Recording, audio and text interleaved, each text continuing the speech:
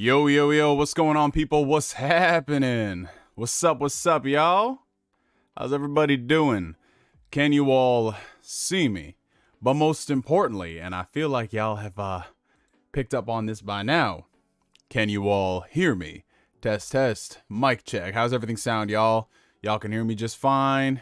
The music is not interfering. Any type of peeking. Let me know, you guys. Let me know. Oh, okay. I'm seeing some of the homies. What's poppin', y'all? What's up? How y'all doing? Happy Saturday, everybody. Happy Halloween weekend.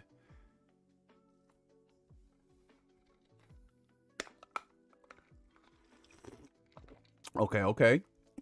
I'm seeing a lot of positivity when it comes to the audio and stuff. Good. That is very good. It is up to your specifications. Okay, so starting at the top with the early shout outs.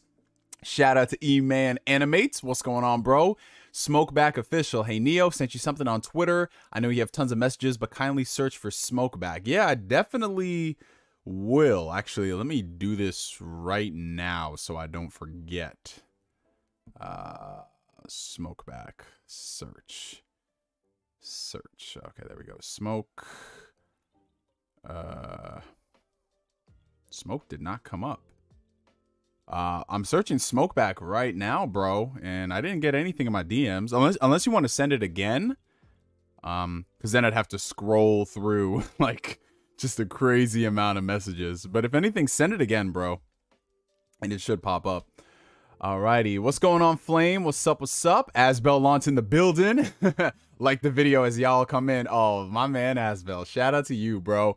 We got Ghost Fixter in the chat. 29 minutes left of waiting. But now, the show has begun, my friend.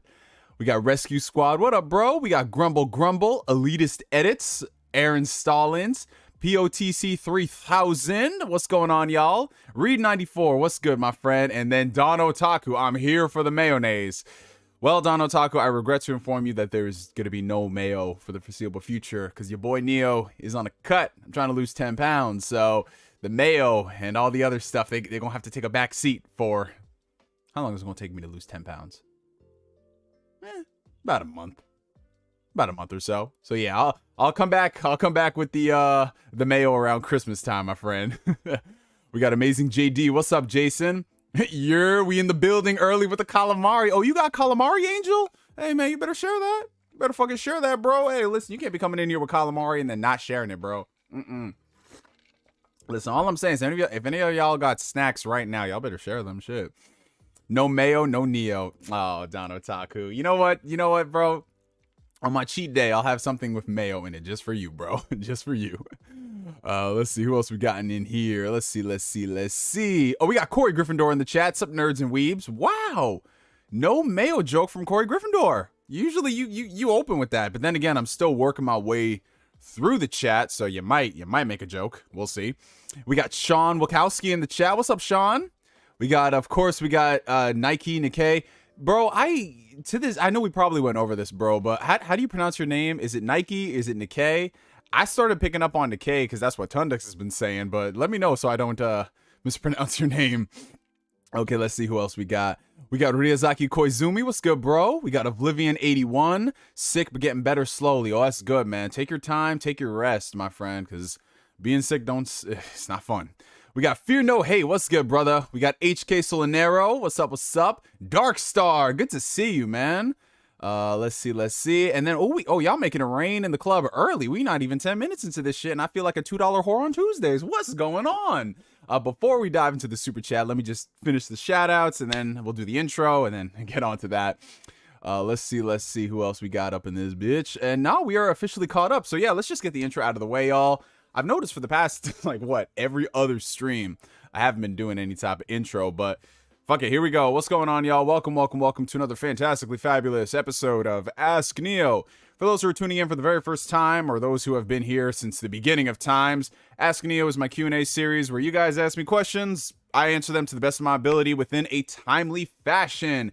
And it's actually a really special edition of Ask Neo because it is currently... Unfortunately, the end of spooky season, y'all. We are on the cusp. We are on the eve of Halloween. For some of y'all in other countries, Halloween starting. Yo, I'm curious about this.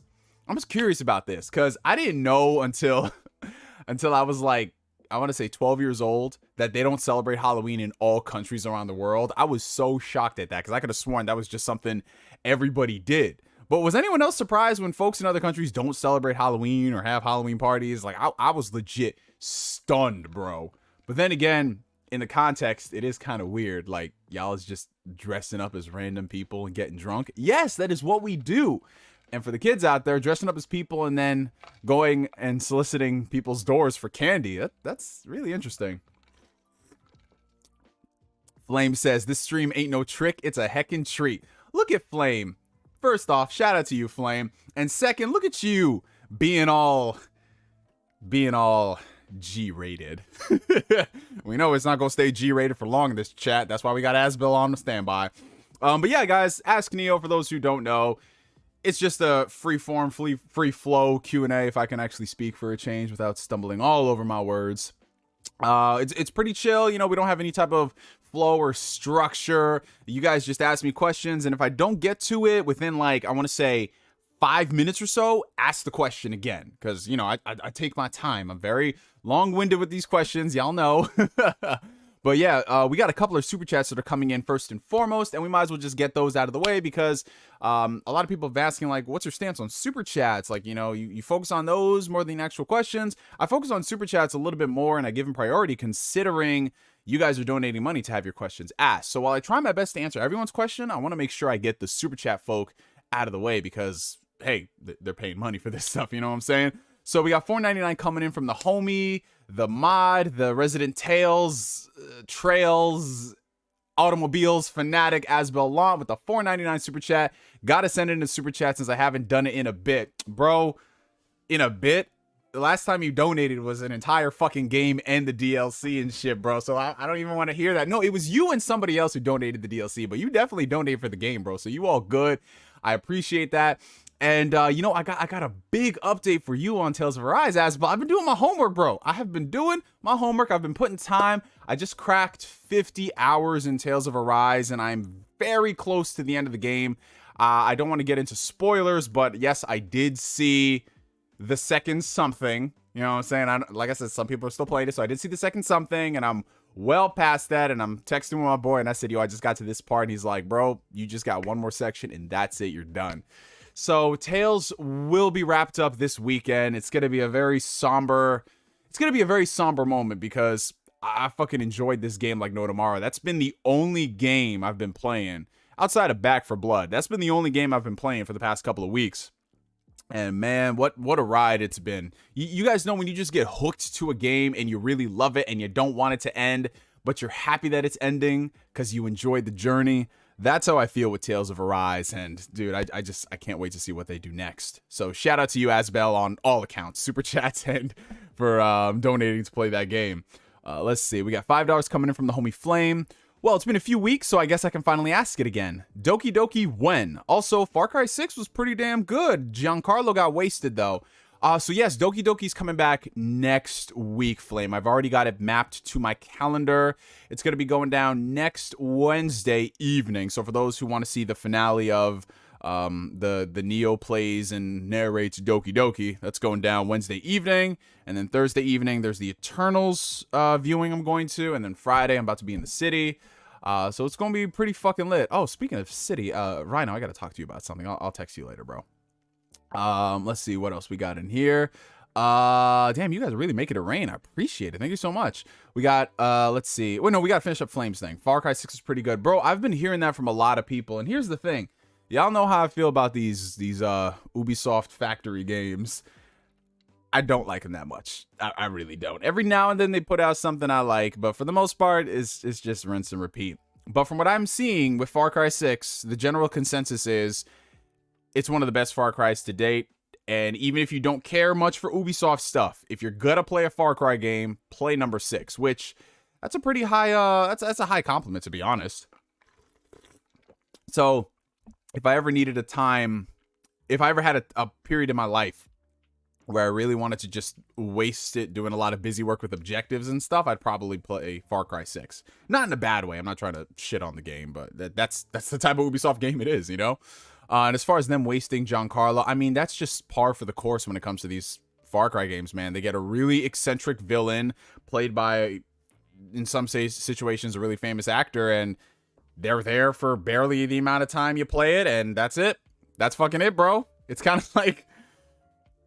No, that's literally it. I was going to make a joke, but that's just what it is, man. We're going to pay the Breaking Bad guy to come and play this actor, or play this character, and you're going to get like 5 seconds of him, and that's it. What was the last game that did that pissed everybody off? Oh, Cyberpunk. I was about. How could I forget about Cyberpunk? We'll talk about that a little later. $4.99 super chat coming in from the homie John McKinney. Thank you, bro. Oh, he's getting into the who would win. Oh, here we go, guys. Get ready. Who would win in a fight? Freddy, played by Robert Englund, or the Predator, the classic Predator? Because the thing about, for those who don't keep up with horror movies, you got to keep up with, because every time they reboot it or they have different actors, you know, they always do different shit. But we talk about the classics here. I love Freddy, but he doesn't have a chance. Predator never sleeps. And yeah, I'm in 100% agreement with you, John. The scariest thing about Freddy, obviously, is the fact that when you fall asleep, this man is in your dreams, and it can make it literally a nightmare. But outside that, I mean, the Predator, dude, you run into the Predator anywhere and you are fucked. This man, it doesn't matter if you're sleeping, you're awake, if you're in a dark alley, if you're in a frolicking in a field like in Star Wars Episode 2, this man's gonna find you, bro, and he will not rest until he does. So yeah, I'm not trying to be caught up against Predator. If I'm ever in a cage match with Predator, I'm just like, listen, this is it. This is the end of my life. This is the end of my story, y'all. Fuck it. Okay, $10 super chat coming in from the homie Amazing JD. I'm enjoying spooky season. Once again, coming through to say you are the best, and I hope you have a great stream as usual. I'm playing a super cool Pokemon ROM hack called Crystal Clear. Well, Jason, thank you so much for your super chat. Thank you for the kind words, and as always, you my brother, fam. You my brother, and I will see you next Friday, because we about to turn up in the city, man. Yo, Vaccine boys, we out, ya. We out, ya. So yeah, man, you know, I've always wanted to get into the Pokemon ROM hack scene, because I've seen people do a lot of crazy stuff, like add compelling stories to Pokemon and don't do some fuck shit that Game Freak does. But I've never just sat down and actually played them, because then I had to think to myself, do I really like Pokemon enough to actually play a ROM hack? It's one of those things where I appreciate it from the distance, and then I think about maybe I would like to play that. Nah, I don't like Pokemon that much, but they're doing some really cool stuff with these ROM hacks, bro. Certainly a lot more interesting stuff than what they got cooking up over at Game Freak. But I'm gonna be honest, man. I'm gonna be honest. Game Freak, they know what they're doing. Listen, Game Freak puts together a Pokemon game with shoestring, chewed up gum, used batteries, and a paperclip. Sell that for $60, and they make millions, bro. They sell millions of copies. So honestly, I don't begrudge them. I really don't, you guys. And Weekend at Bernie says, Neo, your DBZ poster is crooked. It is. It really is. Fuck. You know, I didn't notice it this whole time until you pointed that out, and now I have OCD about it. Thank you, Weekend at Bernie. Thank you for that. I don't know. How did it get... Oh, you know what it is? Because I had this... Because when it's really hot, even if you have central air blowing into your house, when you have like TVs and gaming PCs and all these studio lights set up, rooms can get pretty hot. So I bought an air circulator just to get everything going in the room. And I think the way it was angled, it's positioned like at the corner of my room, and it blows the air this way. And I guess it was pushing the wall scroll with enough force that I guess something came off. I'm not sure, but I gotta adjust that later on. So now everyone's OCD for the entire stream is gonna be focused on that poster. Oh man. Okay, so now going into this, we got this 6 MYR. I'm not sure about the currency of that. I'm about to do a quick conversion, you guys. MYR currency. Let's see what that is. Malaysian, and I know I'm gonna butcher this, so apologies for anyone who lives in Malaysia. The Malaysian ringgit, something like that. But we got a $6 Malaysian ringgit from Apits bin Senin. Apologies, because I know I butchered that, and your mom is just probably looking at me like, what the fuck? Shoti, your where now with standing and move microphone. A kind of confused based off what that means. Are you saying like show your t-shirt? Well, the t-shirt I'm wearing right now, for those who are interested in checking it out, I'm wearing a Yu Yu Hakusho t-shirt because, you know, you gotta support Yu Yu, #1 favorite anime. You know how it is. And move microphone. Well, the microphone's stationary right here, so I can't really move it much unless you want me to place it up so you can hear better. I don't know. Does the audio sound good, you guys? Everything sound good? Just want to make sure. All right. And then we got a $2 super chat from Flame. There's no radio towers, just chests and stories. Oh, thank the Lord. Because if I had to go to another fucking radio tower checkpoint objective, I swear to God. Alrighty, so now that we've tackled all those super chats, shout out to everyone who's been joining the chat while we've been going through that. What's going on, Julian Harris? What's up, NKDN? Let's see who we else. Of course, Weekend and Bernie's over here. We got D'Angelo in the chat. We got Snorlax. What's good, Snorlax? We got Chris B. What's up, Chris B? Just get right to the point. My name is Chris B. That's how it is. Appreciate it. All right, let's see who else we got in this. All right, let's see. We got Firechar27. We got Avanci in the chat. What's good, Avanci? Good to see you, bro. We got Darkstar Angel. What up? All righty. All right, no, we are all caught up. He wants to see your TV, your t-shirt. Yeah, that was that t-shirt. See you Hakusho. Okay, the full design t-shirt you wear with standing. All right, so here's the shirt for those who are interested. This is the shirt I'm wearing. Yu Yu Hakusho.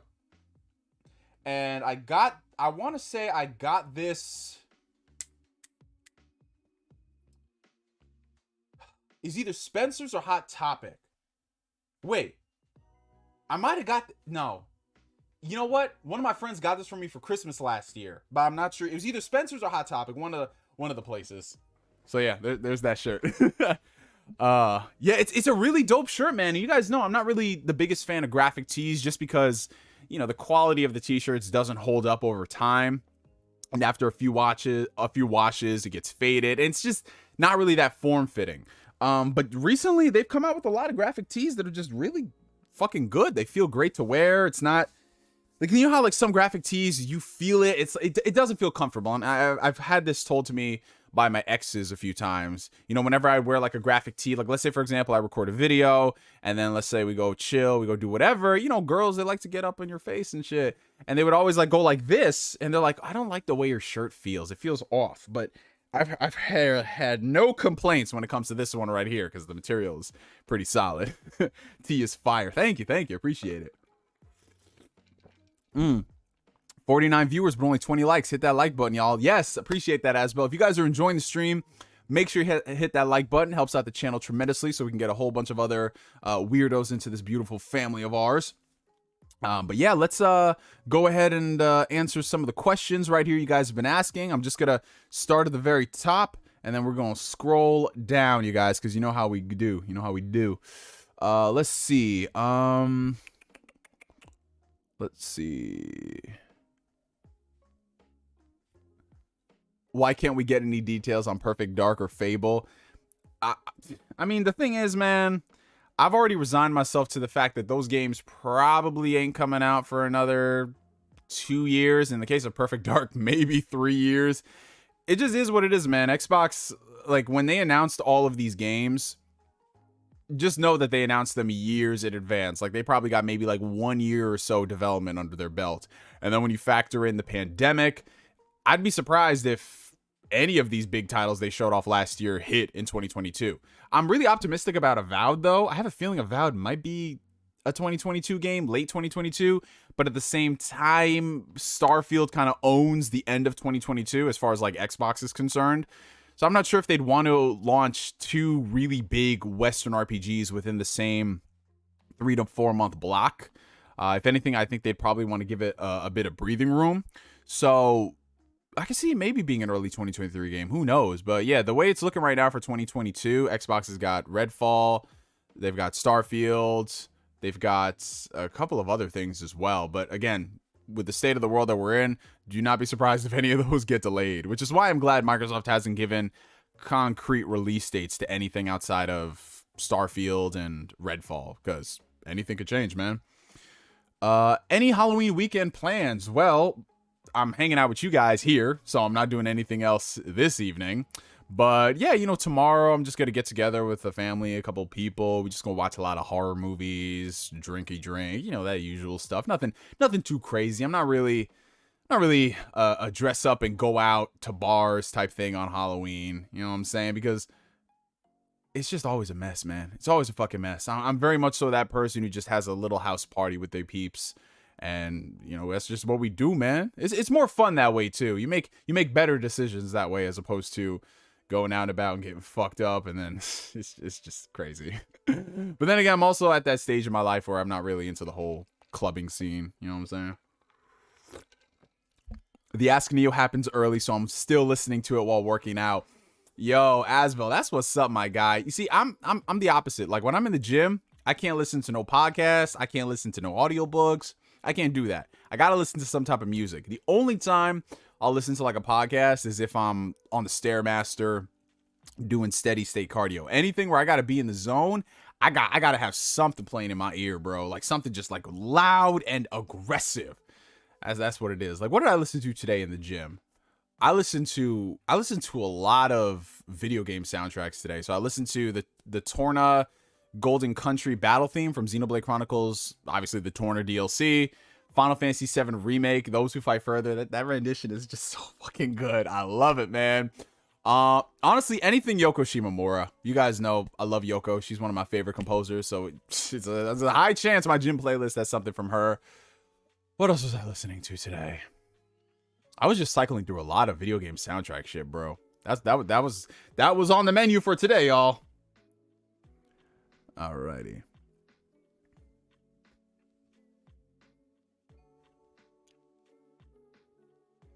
Okay, so let's answer a couple ones I missed. What are your thoughts on the Guardians of the Galaxy game? It's getting pretty good reviews across the board. Yeah, man, I am so surprised. So has anyone here played the Guardians of the Galaxy game that just came out? Bro, I'm so surprised that game actually ended up being really good. Because y'all know my live streams, every single time I saw that game, I was like, oh, what the fuck? Not because it's Guardians of the Galaxy, but because it's coming from Square Enix, and you saw what they did with Avengers, and the game looks really rough, and they said that game is coming out in a few weeks. Bro, I was so scared for this game, and I didn't want to believe it. But when we started hearing some of the good reviews come out, I'm like, okay, maybe they just had bad trailers. And then when I start seeing some of the homies who I know are really critical, because that's the thing, you could have a lot of people come out there and give a game a positive score, but if it doesn't really gel with me or the people that I fuck with, like, you get what I'm saying? Like, I'm not saying there's a disconnect between the professional critics and the just general gamer, but I like to hear what some of my homies have to say about games rather than just the professionals. Not to discredit them, but you know, like, that's just how it is. Like, if I want to hear what's the word on a game, I'm not gonna go to an IGN review. I'm gonna go to somebody like BG, or I'm gonna go to somebody like Black Bond or Hard 8 or whatever, just to get their idea of what the game is.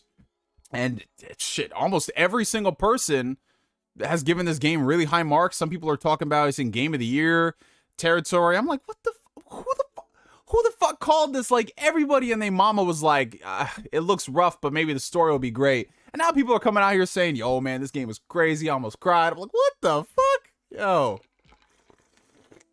So I am so surprised. And I'm happy that the game is doing well. Like, honest to God, that makes me more excited to, when I get the game, to actually play it. Now, from what I've been hearing, the game does have some performance issues on consoles. Like, Digital Foundry just came out. They did a video saying that in performance mode, it's like 1080p 60, and it's kind of struggling to hit all that stuff.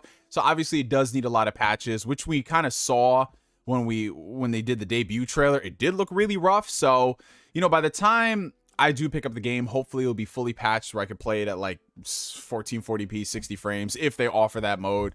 But yeah, I'm just very happy the game is doing well, and I'm glad that a lot of people here are enjoying it. I'm hearing the game has got some length to it as well. I at first I was thinking, yo, this game might be like 15 hours, but some people are saying, nah, this shit like 20, 25. Someone said 30.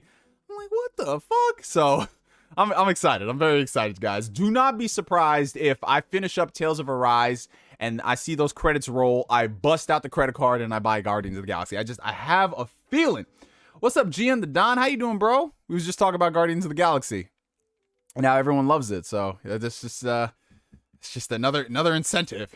All right, let's see. Going to try to get some ass. Hey, Corey Gryffindor. Listen, I am a child of God, my friend. Listen, I've never even held a girl's hand before, so I don't know what you talking about, Corey Gryffindor. Stop trying to slander me. Oh, man.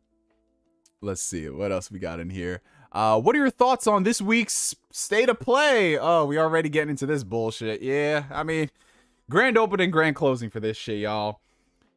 State of Plays, 9 times out of 10, they're usually mid as fuck. Similar to Nintendo Directs. But the difference between Nintendo Directs and State of Plays is that Nintendo Directs usually leave you with something. You might not like all the games they showed off, but they at least leave you with something. Like whether it's a shadow drop of a game, or they're just a game that everyone always wanted and they're finally doing it. You usually get one thing from a Nintendo Direct. With these State of Plays, I barely get nothing, bro. And this past one, man, I was so upset because I was chilling. It was my off day. I was binging you. And I was like, oh shit, they got this State of Play going on. I'm gonna watch this. That'll be like a nice 25-minute break. Bro, the things I could have been doing in the 25 minutes I spent watching that State of Play. Bro, I could have literally... Let me not.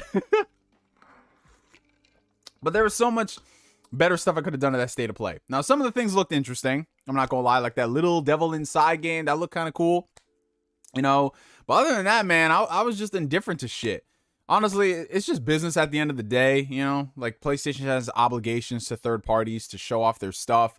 So that's why they do these showcases. It gets a lot of eyes on it that normally wouldn't be on it. And it kills 2 birds with 1 stone. PlayStation gets the viewer engagement. Third-party developers, their games get shown off. But, bro, it's just... Bro, you don't need to have a showcase just because everyone's doing a showcase. Like, inside Xbox State of Play, y'all got to go back to the drawing boards on these. Either you get, like, quality announcements sprinkled into every State of Play, or you just don't do them. You know what I'm saying? Like, not every State of Play needs to be on the level of... Like, we're announcing Spider-Man 2 or Wolverine. Not every State of Play needs to be like that. But if you can sprinkle some stuff in between to all these State of Plays, like, let's say, for example, you had this State of Play, but it also had, I don't know, like, God of War Ragnarok gameplay, the first time we saw it. It would be, like, more fondly remembered in people's eyes than just one show throughout the year that has all of these games and everything else throughout the year is just bullshit. Like, no disrespect to those games, but... Like, you know what we here for. You know what we here for, man. But yeah, those are my thoughts on State of Play, for those who are wondering. It's just whatever. Yes, we know you're a shonen protagonist. Stop bragging. Just go kill God. Yeah, just put me in the next Persona game and I'll fight God. It's Halloween. Got to get some action. That's a fact, Corey Gryffindor. But like I said, bro, I'm a child of God. The only action I'm getting is with the Bible. That's it, bro. That's it. What are your thoughts on the Halo Infinite? Neo was about to say he could have smashed the chick. Asbeland, why you doing this? Why you doing this to me, bro? You're supposed to be the brakes. What are your thoughts on the Halo Infinite campaign overview? Oh yeah, let's talk about Halo. I almost forgot Halo Halo was showed off this week. It feels like this week has been long and short at the same time. It's so fucking weird. That is what she said. But yeah, so the Halo campaign overview. Again, this shit just came out of fucking nowhere. Xbox was like, yo, y'all up? There's Halo coming out tomorrow. Like, that's literally what it was. I was in bed Sunday night, and they said, 12 hours from now, we're showing y'all Halo Infinite gameplay. Like, what the fuck? Shit was so weird, bro. And then they showed it off, and honestly, like, we learned a lot of things from that. So I'll just get the easy shit out of the way first. The visuals, definitely a major improvement to what we saw last summer. Like, if you do comparison shots between the two of them, night and day difference. I would hope so. With an extra 1.5 years of development, your game should look infinitely better. But the thing that really got me the most about this showcase was not the graphics or anything. It was just how interesting they made it look, right? Because, you know, a lot of people who are not into Halo, they'll look at this and they'll be like, why the fuck are y'all excited about some of these things? That looks weird. Like, who the fuck cares about a hook shot? Who cares about this? Because the thing about Halo is that Halo is not just like this linear first-person shooter that you play by the book. There's like so much ingrained in the Halo DNA that sets it apart from Call of Duty, from Battlefield, from any other type of first-person shooter in the game. And that's what makes it really interesting, just seeing how the hook shot is going to work, like the verticality it's going to add to the gameplay. I'm really interested to see what you can pull off more than what they showed off to us. But more so than that, the open world, we finally got our first look at, well, we got a look at it. It's not the full look you would have expected, because even though I did like what they showed off at this campaign preview, I wish that we had gotten a full gameplay demo rather than like piecemeal it to us. Like, oh, here's a little bit of this scene here, here's a little bit of that scene there, this is out of context here, and here's this shot over here about this RPG system. So I would have preferred they showed us what an actual mission will look like in Halo rather than just an overview.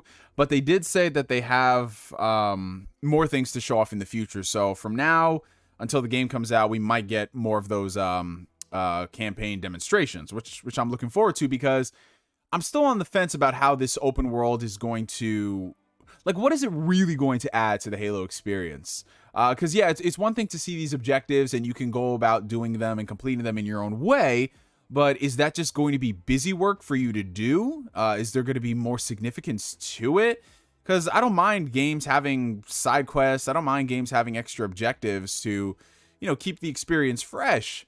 But if it's just mindless, go here and just kill these enemies for the sake of, like, securing an outpost or whatever to stop the enemy for season control, me personally, that's not fun. That's not interesting. I like when a lot of those things that are in games are dynamic with the world and it plays a part in it. So the jury is still out as far as that objective based edition is concerned. I really hope it's not Ubisoft based, because you guys already know, if I see this and I do those missions and it's lifeless like Ubisoft, you guys know I'm gonna take it to task. But yeah, it's gonna be interesting nevertheless to see what a Halo campaign looks like in 2021, because guys, it's been 6 years since Halo 5, and that I'm trying to think the last great Halo campaign. I mean, Halo 4 was decent. Yeah, I had some issues with it, but it was okay. Halo Reach, yeah, I'd say Halo Reach was the last great Halo campaign, and that was 2010. So it's been a hot minute, man. Some people are saying Halo's always had a lot of open levels. Oh no, I'm not saying Halo's never had that before, but in the sense that now those open levels have more modern objectives attached to it, where you go and you complete these tasks and they somehow influence the game. That's exactly what I was going for. But overall, I mean, Halo Infinite, it looks really solid. Multiplayer is looking great.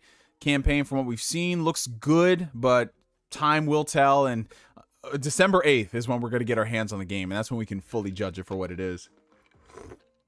But so far, so good. All right, let's see. So we got a $4.99 super chat coming in from the homie Rhino. Thank you so much, Angel. Appreciate it, bro. There is a disconnect. Companies plant seeds for success. Like PlayStation selling millions of copies, feels like Sony buying their own shit to top sales. Oh, okay. I see what you're saying. I mean, you know what it is? Like, when it comes down to there being like a disconnect between consumers and critics and companies and consumers, I think on some level there is truth to it, but you got to take it case by case. You know what I'm saying? That's where a lot of people, like, that's when we start getting into the conspiracy theories, like all reviewers are paid off or they're biased or whatever. I'm like, there isn't as much collusion going on as folks think. Do I think that there are some people who are fanboys of certain companies, and if you give them the right code for a certain game, then they're going to be a lot more lenient with their criticisms? Absolutely. But at the same time, that's not universal across the board. I know there's some people out there who are big Xbox fans who ain't going to take any shit if something is bad. You know, like Randall Thor 19 is one of them. Jez Corden is one of them. Like, they will call out shit when it matters. And those are the people that we do need in the industry. We don't really need the yes men. We don't really need the people who are overtly critical for the sake of, like, you know, the nitpickers and all that shit. But we need people who just need to give their honest thoughts. You know, there's like for example, I'm trying to think of one game that was really kind of whatever, but I really enjoyed it in recent memory. Shit, let me look at my collection real quick. A game that was kind of whatever. I can appreciate its successes and all that shit, but I know it's got some issues.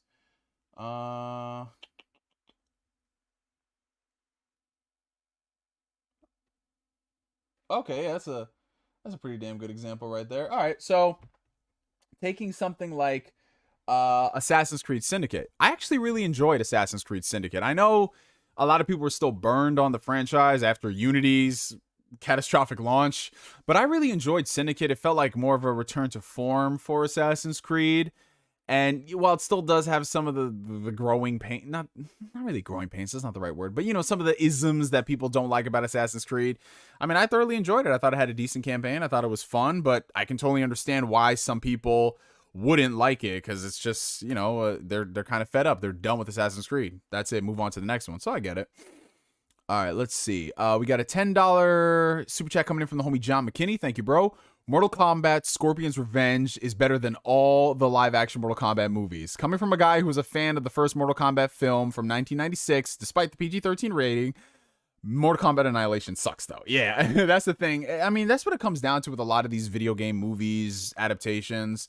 None of them are ever really great. You just have some that are better than most. You know, the first Mortal Kombat movie, I had a lot of fun with it. Even Street Fighter. I know people hate that live action Street Fighter movie from the 90s, and I get it. It's very bad. It's very cringe. It's very a product of its time. But like, I have a lot of fun with it. Like, I can put that movie on and I can roast it like no tomorrow. But at the same time, it's got Raul Julia in it. Like, that's fun to me. But yeah, like, and that's the sad thing about something like Mortal Kombat. Like, I thought this new movie would be the one to break the video game curse.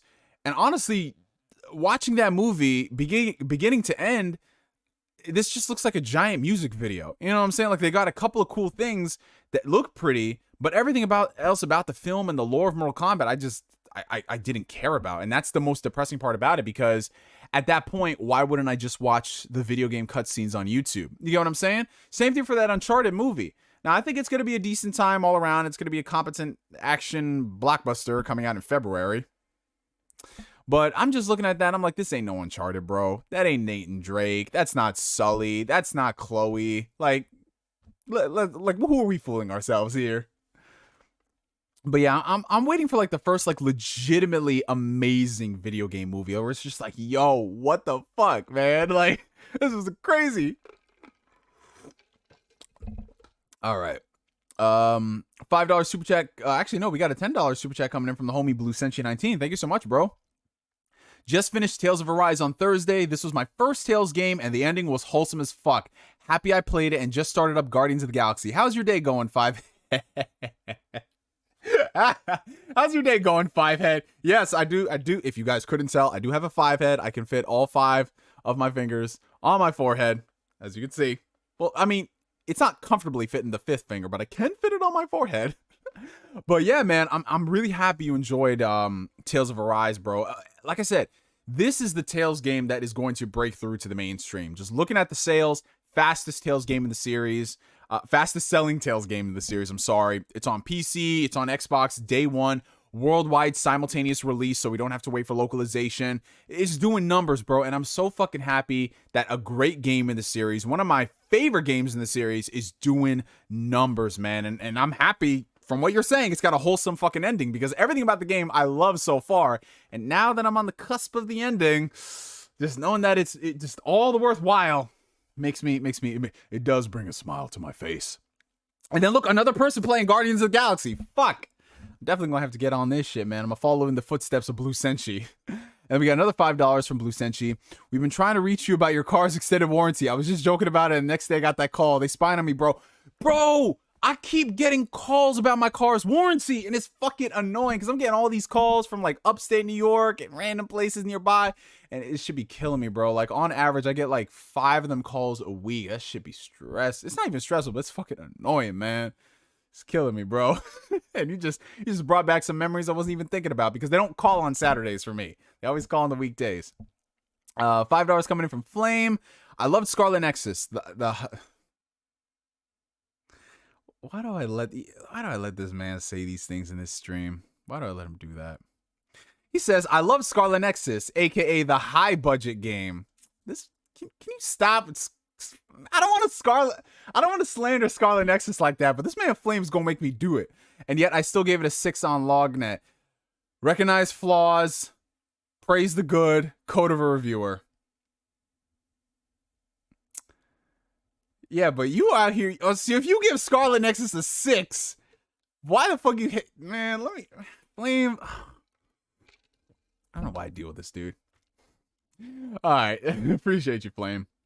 We got a $10 super chat coming in from Random at Times. Thank you so much, bro. Yo, Neo, when do you think Xbox fans will finally get a taste of that Persona goodness on Xbox? Fiance tired of me hogging her PlayStation to play it. Well, first off, I understand your fiance and what she feels because, bro, them Persona games is not like something you can beat in a weekend. You know what I'm saying? Well, some people can. You know, they just be playing that shit 24/7, 365. But man, them Persona games, like, dude, my first time playing vanilla Persona 5, I clocked in like 120, 130 hours into that bitch, and I still didn't do everything I wanted to do. And I already know with Royal, whenever I get back to it, that shit's just you know, this is an interesting segue. This is weird. But I thoroughly enjoy my time playing Tales of Arise more than I did Persona 5, in the sense that Persona of Arise. There we go. Patting the crossover, Neo. Tales of Arise has better pacing than Persona 5, and it gets you to where you're supposed to be, and it's awesome. But then Persona 5 is just really good with the character building and all that stuff, but at the same time, sometimes that game just drags on for too long. Like, Persona 5 is not a game that I can just boot up and play. I gotta be in a mindset to play it, because there's a lot of dialogue, there's a lot of cutscenes, and sometimes it can take you out of the experience, as opposed to Tales of Arise, that has its cutscenes, but it gets you right back into action before you're bored of it. So, to answer your question, Random at Times, like you, I'm also random at times with my tangents. I think Tales of Arise, all these Japanese games that are coming out on Xbox right now, the sales of those games is being used as metric data for Xbox. And the fact that we saw games like Scarlet Nexus, Tales of Arise, that Somnum Files game that everyone keeps telling me to play, a lot of those games coming to Xbox. Star Ocean is coming back to Xbox with a new release. I think that's a sign that those trips Uncle Phil has been taking to Japan are paying off.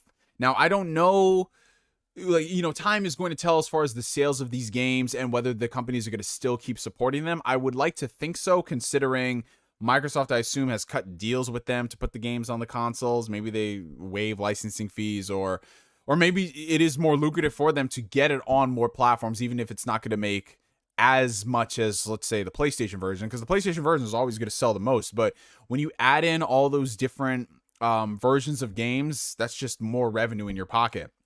So I think that with time, those games are going to come to the platform, the games that we really want, the niche titles. Games like the Trails series, games like just name any I don't want to say irrelevant, but obscure is the right word, as to not offend anybody listening. A lot of those really obscure titles that lifetime maybe sell 50,000 units, if that. It's going to take a lot of time because Xbox does not have a major pull in Japan.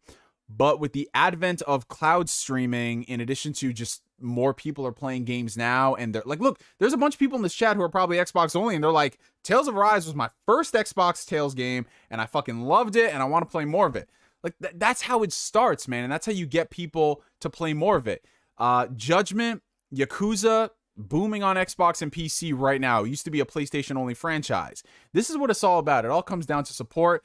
So fingers crossed, Atlas looks at the sales of Yakuza and Judgment and they say, you know what? Let's try bringing Persona over. It's not, for crying out loud, it's not like Persona ain't gonna sell on a platform. Like, bro, I know y'all are tired of me saying this shit,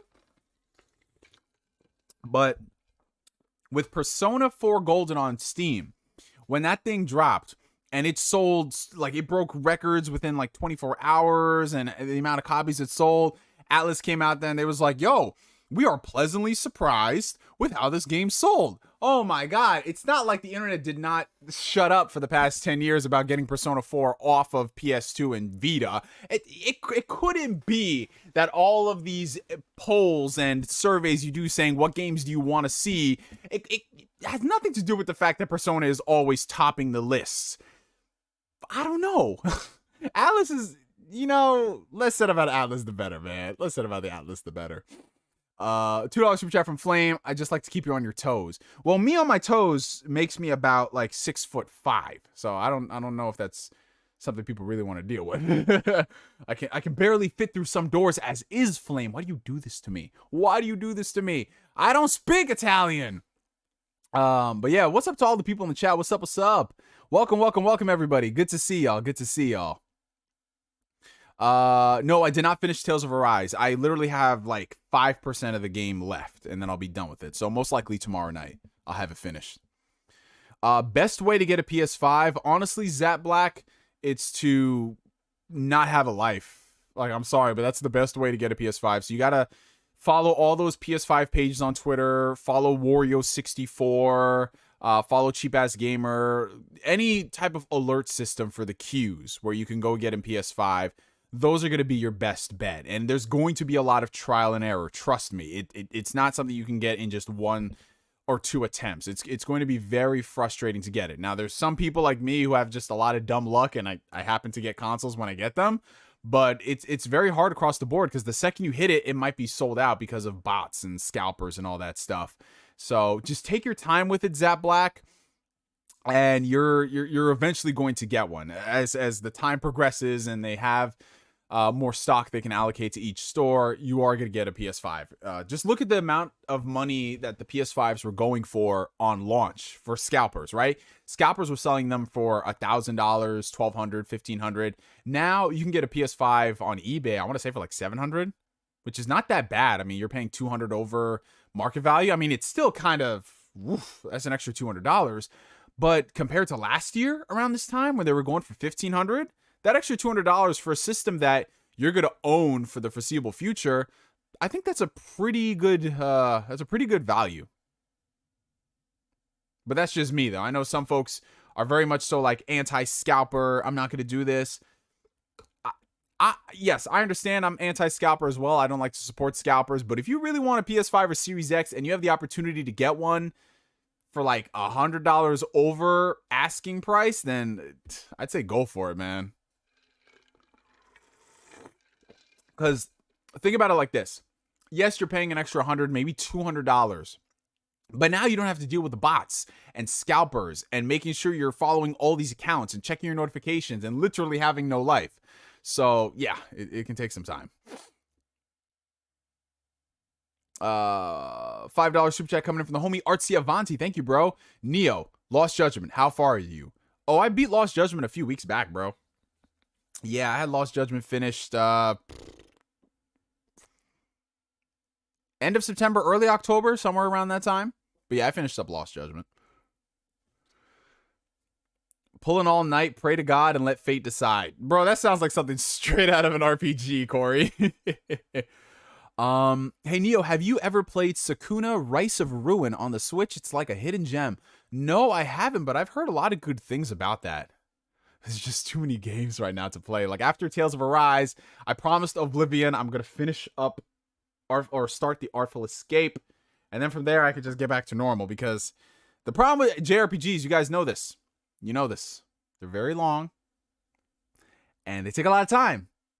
And it's okay if that's the only game you want to play, but when you got like all these other games coming out, it's fucking rough, man. So after Tales of Arise is over, I don't foresee myself playing any games in that like 40 to 50 hour range for a while.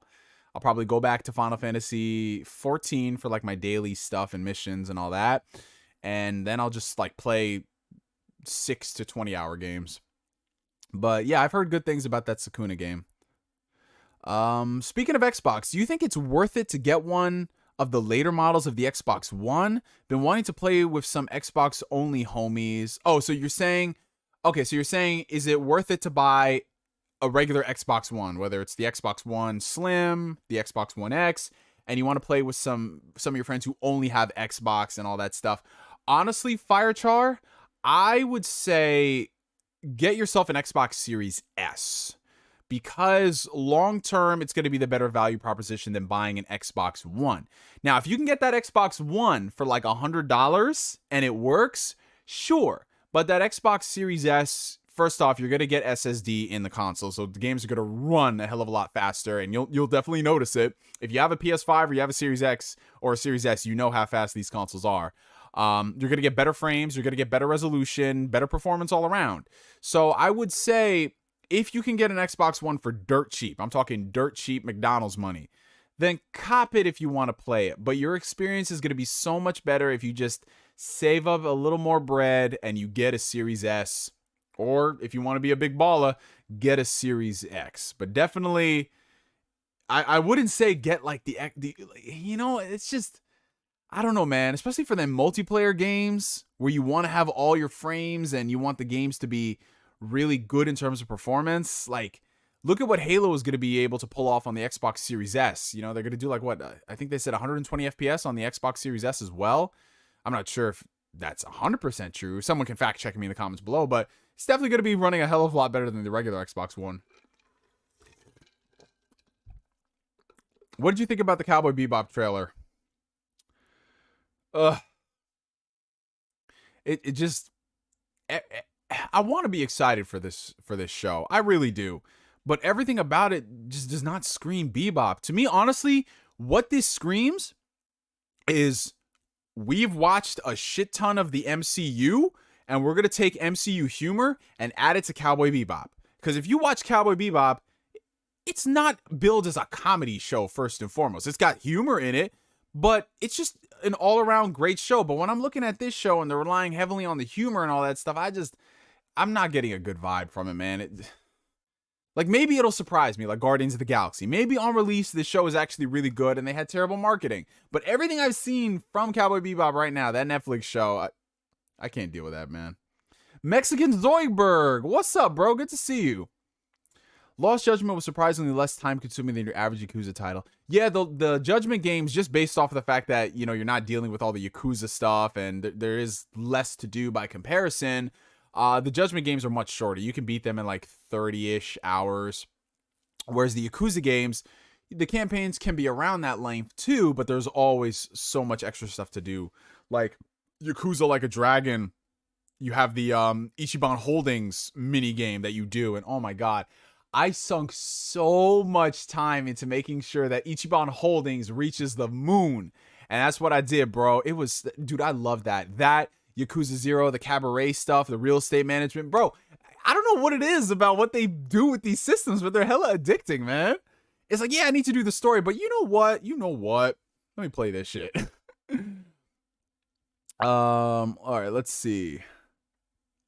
$9.99 from John McKinney. Thank you so much, bro. Which Batman villain that wasn't used in the Burtonverse, which is, or of course, for those who don't know, the movies that came out in the 80s to 90s, people just call them the Burtonverse. So that's like Batman 89, Batman Returns, Batman Forever, and then Batman and Robin. Even though those last two weren't directed by Tim Burton, it's all encompassing in that era.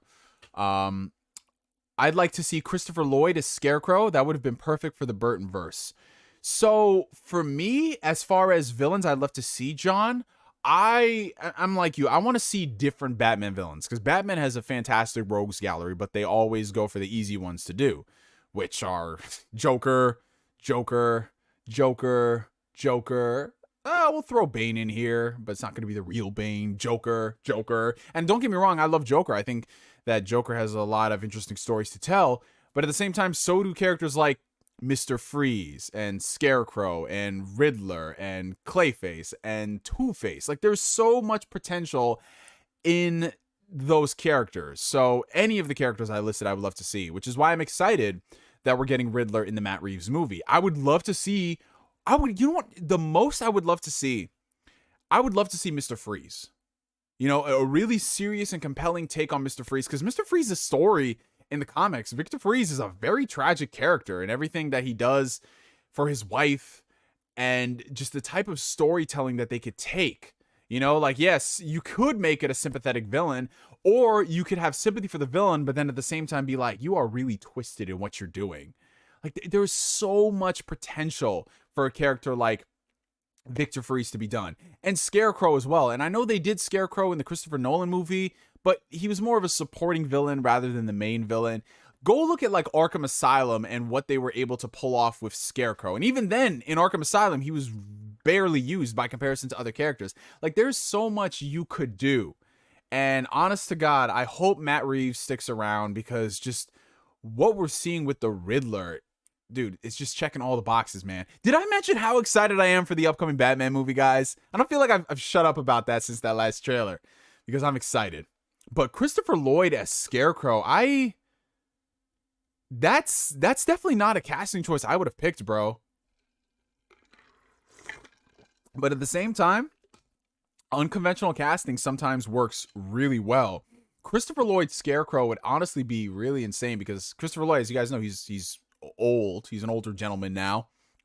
But just seeing him, because we're used to Christopher Lloyd, like a lot of commercial, not commercial, but some of his most well-known roles, obviously, for Doc Brown and Back to the Future, and just a whole bunch of other things here and there. But him playing a villain and actually, like, that's not something you would expect. Like, the really, really old guy is the villain. Like, that'd be interesting, bro. Like, the really old guy. I'm not talking about, like Silver Fox, 40s, 50-year-old looking villain. I'm talking like the really old guy. That'd be something else, man. Let's see. $5 coming in from Christopher. There's a lot of Chris's in this chat tonight. I love it. Let's see. Is the estimate / rule of thumb of 1 penny per view accurate for revenue on YouTube? I've heard a few content creators say that. And then he also donated $2 again and said, how hard is it to learn how to edit videos? So as far as YouTube monetization is concerned, like penny per view, penny per click, I'm gonna tell you, bro, that shit is bullshit. Because I've looked at videos that I've made that if they ran under the idea of penny per view, penny per click, I'd be fucking rolling in cash. Like the Xbox video I made last year has almost 800,000 views. I can assure you, I made money off of that video, but I did not get anywhere near $800,000 for that video. Because everything, I mean, I don't know, even though I've been on YouTube so long, I'm not sure exactly like how the algorithm plays a role in monetization and the ads and all that stuff, because they change it constantly, bro. Like there's some periods and times where I'll make videos and they'll get like decent views. They might get like 10,000 views, 20,000 views, and I'll make some decent money. And then there's some times where I make videos that sometimes get like 50,000 views, and I look at how much I earned off of it, and it's not the same as the videos that did 10,000 views. So it's very weird and all over the place. So the best thing I could describe to you, Chris, is to just make videos, and if they start earning revenue, cool, but don't really bank on the ad system and the algorithm to really help you on YouTube, because that's what's always in constant flux. So that's why you've seen a lot of people pivot towards other forms of revenue, more specifically reoccurring revenue. So things like Patreon, where you get somebody in there for $1 a month, $5 a month, and that's reoccurring revenue you get in your bank account. Same thing for Twitch with the subscriptions and people who donate bits, YouTube, Super Chat as well. Even though YouTube, they do take a chunk off of the Super Chats as well, but that is guaranteed revenue in your bank account, as opposed to wondering, oh my God, is this video going to do well with the algorithm so I can make money off of the ads? So yeah, I would always just say treat revenue on YouTube kind of like, all right, this is not stable. I'm going to take it for what it is and enjoy it. But yeah, I'd say look towards more reoccurring revenue options if those are available for you, because that, oh, and shout out to Marco Lancy for subscribing to the channel. I'm not sure if you're watching right now, but welcome. But yeah, reoccurring revenue and subscriptions is a hell of a lot more consistent versus dealing with the ad system. And as far as editing videos are concerned, honestly, it's going to depend on the type of videos that you want to make, Chris. So with the videos that you guys have seen me do, which are like the news roundup sort of videos, I've got it down to a science when it comes to the editing, that all things considered, if I record a video, and let's just say it's like 15, 20 minutes, if I really go hard with like the theatrics, like the zooming in, the picture-in-picture stuff, all that stuff, it could take me, if I'm really good and efficient with it, it could take me like 2 hours or so around that time, which is not bad. But then again, I've got those videos down to a science, and those are very different as opposed to videos that people put a lot more work into, like editorials or montages, things like that. Those can take up a lot of time, which is why a lot of people employ others to do it, because if you can get that stuff done in a quicker amount of time than I ever could, then by all means go for it. Like, I've got basic editing skills. I know how to do basic stuff, but if you try to tell me to do stuff with animations and all those things, I'm like, I could learn it, but honestly, you have to weigh it out based off of your time and the resources you have available. So if you are in a position where you're making decent money and you could pay someone to do graphic designs for you or animations, then I say by all means go for it, because it's nice to be the jack of all trades.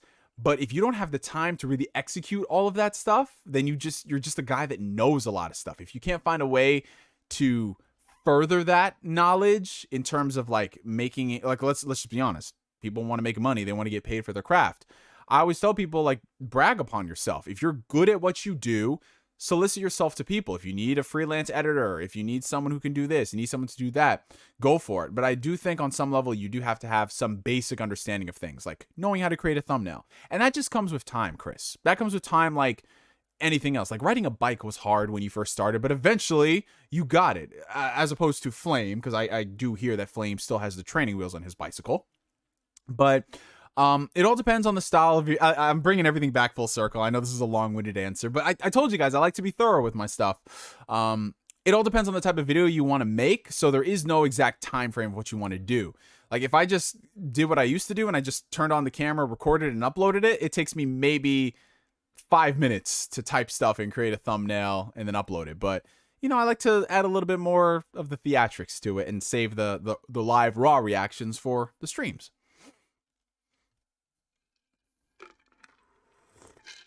Oh, my bad. My bad, Chris. I'm terrible with math. You just pointed out penny per view, not penny per dollar. 800,000 views should have gotten you like $8,000, not 800,000. Yeah, I know. I'm sorry. My mind was all over the place. Yes. Did I make $8,000 off of that specific video? No, I did not. So it still adds up. Like I made decent money. Actually, let me see if I can. I'm gonna see if I can actually go into. Let me see if that video, if it was anywhere close. 1 second, guys.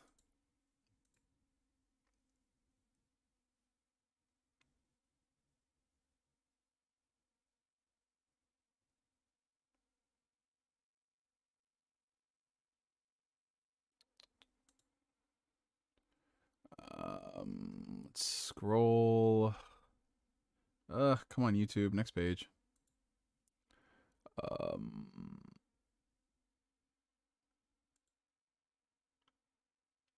Okay, where is it? Let me see the analytics on this video. Nowhere close. Nowhere close to that. Nowhere close. It says if it's a penny per click, I should have made like $8,000 or $7,000. Nowhere close to that. So yeah, like I said, the YouTube algorithm system and the ad system and all that shit, it's very funky, man. It's very funky. Because like I'd have some videos that get like half the views or a third of the views and still end up in the same ballpark. And I'm like, how is this possible? But yeah, it's YouTube, man. It's YouTube. But yes, alrighty. Appreciate all that stuff, you guys. Oh, we got a $4.99 super chat coming in from the homie J World. My man, what's good, brother? Good to see you. If you fail this tongue twister, you have to delete the Twitter app off your phone for 1 day next week. What the fuck? All right. The sixth sick sheik's sixth sheep's sick. Yeah, there's that. I mean, I'm just letting you know, I'm not going to be able to speak that like that shit, bro. I'm definitely going to fuck that shit up. But it's good to see you, J World. Hope all is well. How's the rehabilitation going? Because I know, what'd you say? Like you tore your ACL when you were smashing a chick or something? You guys think I get wild. This man, J World. Whew, there's a reason why it's called J World, because his world is something Jada wants to get into. Oh, ouch. What's up? What the fuck? Is that my boy Toma? Toma, what's good, man? Oh, damn, Asbel deleted his message. Asbel's on, like, instant kill mode. Like, I don't want to say. This man, Flame, said, my training wheels got glitter on them. Gonna upgrade them to RGB soon. Hey, listen, I was just telling my sister in Costco yesterday about this RGB, because we saw a giant Sony Bluetooth speaker. It was a huge speaker. That thing had RGB in it, bro. I was like, damn, son. RGB really out there, man. What's the most like pointless thing you guys have seen RGB on? Like I've seen RGB mouse pads, which I think at that point it's kind of pushing it. That's definitely kind of pushing it. But what's like the next RGB thing? Like, I'm not even gonna lie. I do want to get some RGB lights for my car. I don't know. Like, I want to put those like under the seats, just line it up. Like, I don't know. I think it'd be kind of cool. So some nice blue lights down there. You know what I'm saying? Toma said, "What up?" Asbel said, "Excuse me." Oh boy, we got $4.99 coming in from the homie John McKinney. Thank you, John.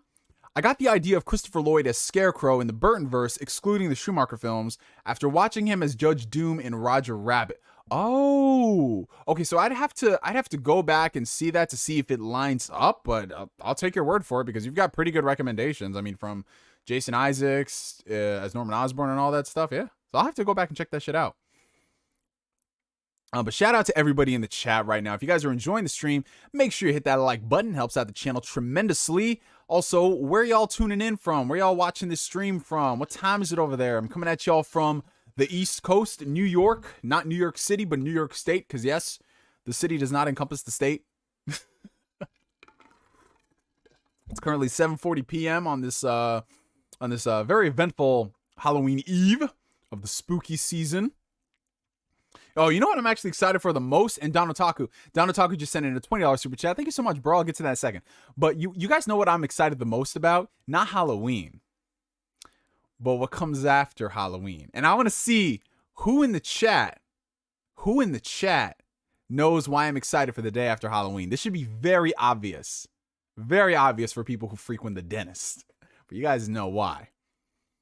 Oh, my man in Stanford? Hey, man, Kermit, we got to hang out, bro. I'm like 30 minutes from Stanford. Actually, I'm talking to a chick. She lives in Stanford, Kermit. So you might have to give me the 411 details on that shit, bro. Oh, there you go. The candy. Half-price candy. That's what I'm talking about. This man said gray sweatpants. Why would I, as a guy, be excited for that? The women should be excited for that. But hey, Daniel Aguilar, you do you, bro. You do you. Glad to see an East Coast YouTuber. I mean, there's a lot of us, bro. There's a lot of East Coast YouTubers. But yeah, most of the really popular ones, they all live in California. Oh, you're a dentist? Oh no, I'm not a dentist, E-man, but I've been frequenting the dentist this year. Because of all that candy I used to eat back in the day, man. Oh, bro. But yeah, before we get into that, the homie Don Otaku sent in a $20 super chat. Thank you so much, bro. I'm about to watch Dune soon, so I'm going to be leaving the stream in a bit. Just wanted to share some love before I go plus. I'm hitting big on Sheeb right now. Ooh, my man, yo, I see. One of these days, Don Otaku, you're going to have to sit me down and give me some investment advice, because I know that shit, like, I don't really invest too much in, like, cryptocurrency and all that other stuff. I just do regular stocks and shit.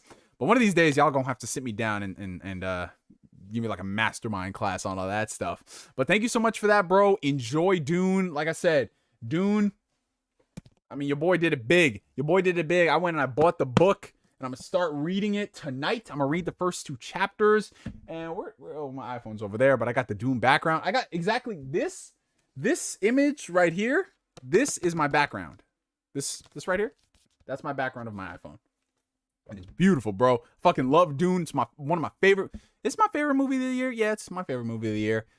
But the thing is, I'm so spoiled, man. I saw it in IMAX, and I could watch it on HBO Max, but that shit ain't the same, bro. That shit ain't the same. But I know when that Blu-ray comes out, oh man, that 4K quality, non-streaming 4K quality, that shit is gonna be great, bro. Okay, I'm seeing some homies from all over. That's what's up. Shout out to y'all. Gray sweatpants. I know, bro. But you know what? Every guy has got to have a pair of gray sweatpants. The ladies love it, man. Just a nice gray sweatpant. I'm telling you, they love it, bro. Yeah, California and southern New York are very expensive places to live, man.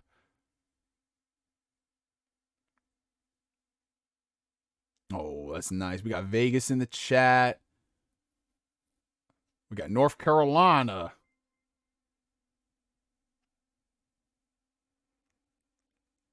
Yeah, dentists definitely make good money, considering all the people like me who wait way too long to go to the dentist, and then when they go to the dentist, they got to get a fucking root canal. Guys, go to your dentist. Like, I've been dealing with this root canal. I've been taking care of it and all that stuff, and I have one more session where they're going to go and put the crown in. But yeah, just listen, if your tooth is even mildly irritating you, if you have it at your disposal, if you have health insurance, or if you have access to, a low cost dentist, then go get your teeth checked, because teeth pain is a pain unlike any other. And I really should have been taking better care of my teeth over the past couple of years. But now, it just happens, and you just deal with it going forward. So your boy, I'm brushing twice, once in the morning, once at night. I'm flossing, water picking, mouthwash. I'm taking care of my teeth, man. You got to do that shit. Don't duck the yearly appointment. Do not duck the dentist appointment. Do not. No matter how bad you think it is, you guys, do not go to your dentist. Please. Take it from Uncle Neo, man. Take it from Uncle Neo. Please. Oh, bro, Chris, you feel my pain, bro. You feel my pain. I love Mexican Zoidberg just gets right down to the point. Ignore your teeth or they go away. I mean, that is what it is, man. Like, I got right over here, I have a crown I got to get put in. And then I think I have a cavity forming down here, so I'm going to get that taken care of ASAP so it doesn't become a root canal. Oh, God. Hey, what's going on, Maddie? Valkyne24 in the house. What's good, bro? Oh, yeah, Australia's been in lockdown for the longest time, so I know it's been rough trying to get any type of medical stuff done. Oof. Oh, we got a $5 super chat coming in from the homie Christopher. I turned $1,000 into $40,000 on GameStop stock and then dumped that into Sheeb and turned it into $400K. My man, are you serious? Are you serious, bro? Holy shit, because some of my homies, they made some good money off of that GameStop stuff and the AMC stuff, but damn, bro, are you serious? Holy shit, my guy. Bless up. Bless the fuck up. Yeah, I definitely need to get into y'all's mastermind classes, because I have a stock portfolio. It does decently. But I don't really invest too much in it. You know what I'm saying?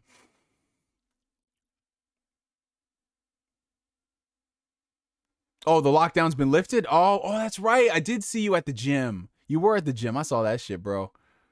Wisdom teeth extraction hurts like a bitch, though. Bruh. I'm regretting that shit. I haven't had, knock on wood, I say this, I'm gonna jinx myself because I know that's what I always do, but I haven't had any wisdom teeth, and so I don't think it's ever gonna happen. But when it happens, if it ever comes in, I'm getting all them shits taken out immediately, bro. Hey, I love your cup, by the way. That's fire. Thank you, Daniel. Thank you. Appreciate that. This is my my Grogu Star Wars tumbler. I guess that's what it's called. Tumbler. Trevis is the brand. Tervis is the brand. There it is. And it's nice. It keeps my drinks cold for a good amount of time. And the bitches love Baby Yoda. Let's see. Wait, what the fuck? Flame just said, I dated a girl from North Carolina. She was into horses. We didn't last long. Why the horses? But I will say this, though. Girls that are into horses and girls that are into fish. And then we're going to get someone in here saying, hey, my wife is into fishes. All I'm saying, bro, is just like, yo. My brother was telling me the story about one of his coworkers and how she's really obsessed with fish. I'm talking like an unhealthy obsession with fish. Not like you like fish. But I'm going to be real, like, I don't really see the appeal of fish. Like, they're just like pulpery. You leave them in a room. And they look nice, but you can't play with them. I don't know. I just rather like a dog or a cat, or at least a gerbil. I'll play with a gerbil or a hamster. I wouldn't fish? No, I would never get fish. Well, then again, on the account that I may or may not have killed my goldfish growing up, that has yet to be confirmed. And I think statute of limitations has run out, so disregard that last sentence. This man's on talk. I'm going to the movies in gray sweatpants right now. Listen, I go to all the movies in joggers, bro. That's all I do, man, because I want to be comfortable when I'm sitting in the couch seats. That's it. Let's see. What is your wish list for the Marvel Wolverine game and for Spider-Man 2? All right, so for Spider-Man 2, I definitely want... I mean, I don't really have a wish list per se other than just expand upon what you already did. You know what I'm saying? Like, make the side content a lot more compelling, because it was fun the first time around, but I can't really see myself going back and replaying a lot of the side stuff in Spider-Man. So make all of the side stuff in Spider-Man a lot more compelling, maybe a lot more dynamic with the story rather than, hey, just go stop this car chase that's going on.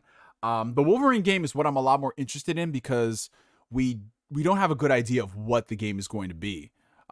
Could it be an open world game? Possibly. Could it be a more linear focused title? Yeah. Could it be a hub world game like God of War? Absolutely. But one thing I want to see the most in the Wolverine game is I want to see, like, okay, I might as well just tell you how I would pitch the game. Okay. So if I were working on this Wolverine game, I would be telling the story of Logan. And by that, I mean the story is going to have a lot of... It's not going to be 100% linear. It's going to have a lot of moments where it goes back and it flashes back to different stages in Logan's life. Because, Logan has lived a long life, so he has a lot of different stories to tell. So you can have one story that runs with the narrative right now, but then you can somehow find a way to tie that back to Logan's time during the war, and how that affected him as a person.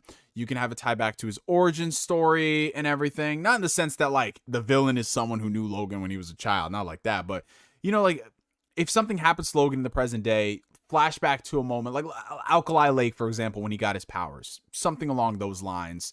Well, not his powers, but, he got the adamantium and everything. Something along those lines I would love to see done. And you don't have to make it open world, because here's the thing. Logan as a character, I mean, yeah, he has his bike. He can ride his bike all around. But I'll be honest, I don't really need to see an open world game based off of Wolverine. Like Spider-Man, yeah, because Spider-Man lives in New York City. But Wolverine, he doesn't really have a home base per se. He's always moving around in different states and different countries. So you know what? Play with that. You know what I'm saying? Play with the environments, do different things in those time periods. Like, I would love to see that. Combat wise, combat has got to be the biggest focus of the game. The combat it's got to at least be on par with the Wolverine game that came out in 2009, the X-Men Origins game. I know that game got very repetitive, but it was very visceral with the combat and the finishers and all that stuff. It was great. So if they can really make, I know this is really tired. It's a tired phrase, but make it feel like you're Wolverine. So don't skimp on anything. Don't skip on the gore. Don't skimp on the violence. Because this dude has fucking adamantium claws. Are you telling me he has adamantium claws and he can't dismember people or freaking stab them and then rip them apart? Like, I want to see all of that in its bloody gory. I don't want to see it toned down. And thankfully, they said it's going to be a full-sized game, mature tone. But I want that rated M. Give me the rated M, bro.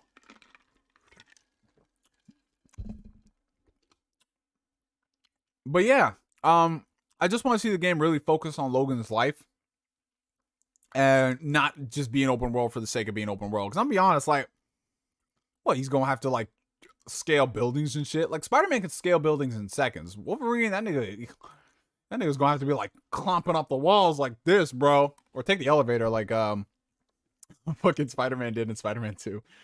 Oh god, that scene. All right, let's see. What's wrong with fish?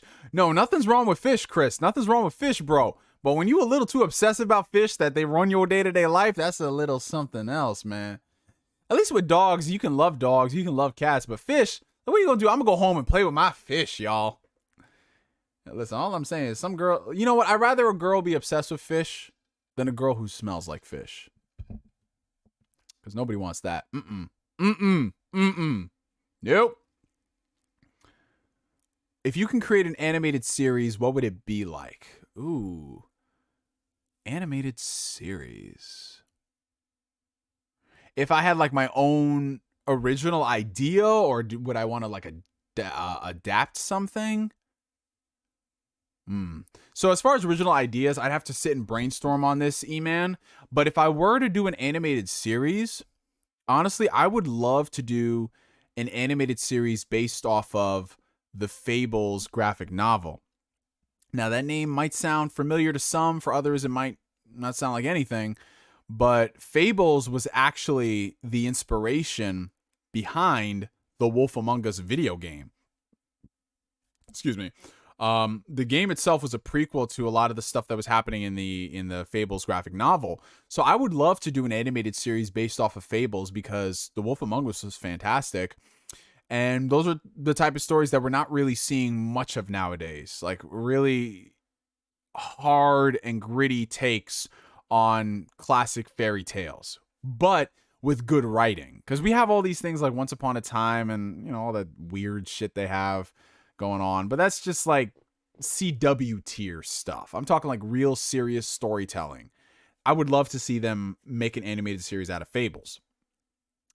Also, something else, and I know this is just a shot in the dark, but I would love to see animated series based off the Scott Pilgrim graphic novel series and, as weird as this sounds, Harry Potter.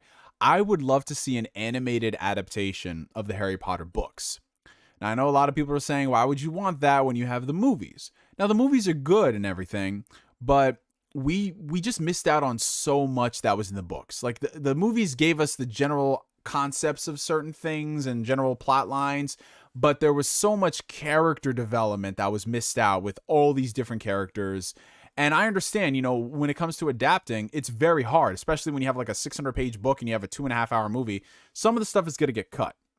But just looking at the payoff of certain things and developing the characters leading into the end of Harry Potter and what the movies didn't do, it makes you feel some type of way. Like characters like Ginny, characters like Dobby, just a lot of the side characters in there, like Lupin and Tonks and their relationship. It was really just glossed over in the films. So I would love for someone to do an animated series of Harry Potter that would go ahead and tell those stories, because long form storytelling is much better for books as opposed to movies. So if you have like a whole season order, if it's like, let's say 24 minutes and each episode is half an hour, I'm sorry, that made no sense. I'm sorry, guys. You have like 24 episodes for a season. That would be one book, and each episode is half an hour. You could tell a lot of different stories from there. And if you have like one season per book, you can definitely stretch it more than just 2 hours to do all of this stuff. But that's never going to happen, considering in the public conscience, Harry Potter movies, Daniel Radcliffe, all that stuff, that's what people know. So I don't think Warner Brothers would ever greenlight an animated adaptation of those movies to tell the same story. So I would love to do that, but if they can't do that, I would say maybe like a prequel series based off of the Hogwarts founders, Salazar Slytherin, Godric Gryffindor, Rowena Ravenclaw, that's the tongue twister, Helga Hufflepuff. All of those things I would love to see done in animated form. And then Scott Pilgrim, like I said, because I love the movie, but it's very different from the comic. And similar to Harry Potter, the characters act different in the comics versus the movies. And there's just more stuff to be told. I heard Scott Pilgrim animated series was in the works a while ago. Yeah, it was a long time ago, but we haven't really heard anything of it since. So it's kind of just vaporware for now. $2 super chat from the homie Flame. Make Noragami season 3 instead. I'll fund it. Bro, you and my sister would get along, because yeah, she's big on Noragami. She loves Noragami. I mean, I like Noragami. It's cool and everything. I gotta finish up season 2. But yeah, it's just one of those things where it's like some anime come out and they're awesome and they just never get another season. It kills me on the inside, man. Let's see.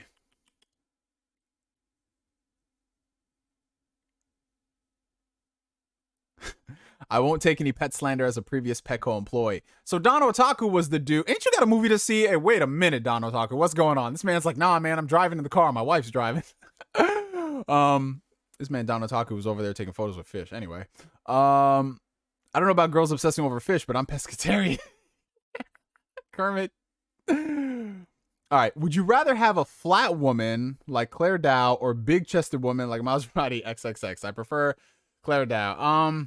If we're talking like my proportions and what I prefer, I like a nice mix of everything. Like you gotta have like decent, you gotta have like a decent rack, and you have to have decent, you know, lower body. Like I feel like, I'll say this much: I won't be with a chick that just has big titties and that's it. Because what the fuck am I gonna do with them? Like, they're nice and everything, but if you have like nothing, if you have big titties but you got a flat screen TV back there, I can't fucking do anything with that. That's so weird to me. So I would much rather a chick that's got like a nice lower body and maybe like average tits than a chick who's got like above average tits but then a bad lower body. You get what I'm saying? Especially as they age. Oh my god, bro. So yeah, I'm definitely more of an ass man myself, man. You know, gotta have like nice thighs for the guys. You know how it is. But at the same time, you gotta have a chest. You can't be flat chested, man. You can't. No. Don't ever play yourself with that.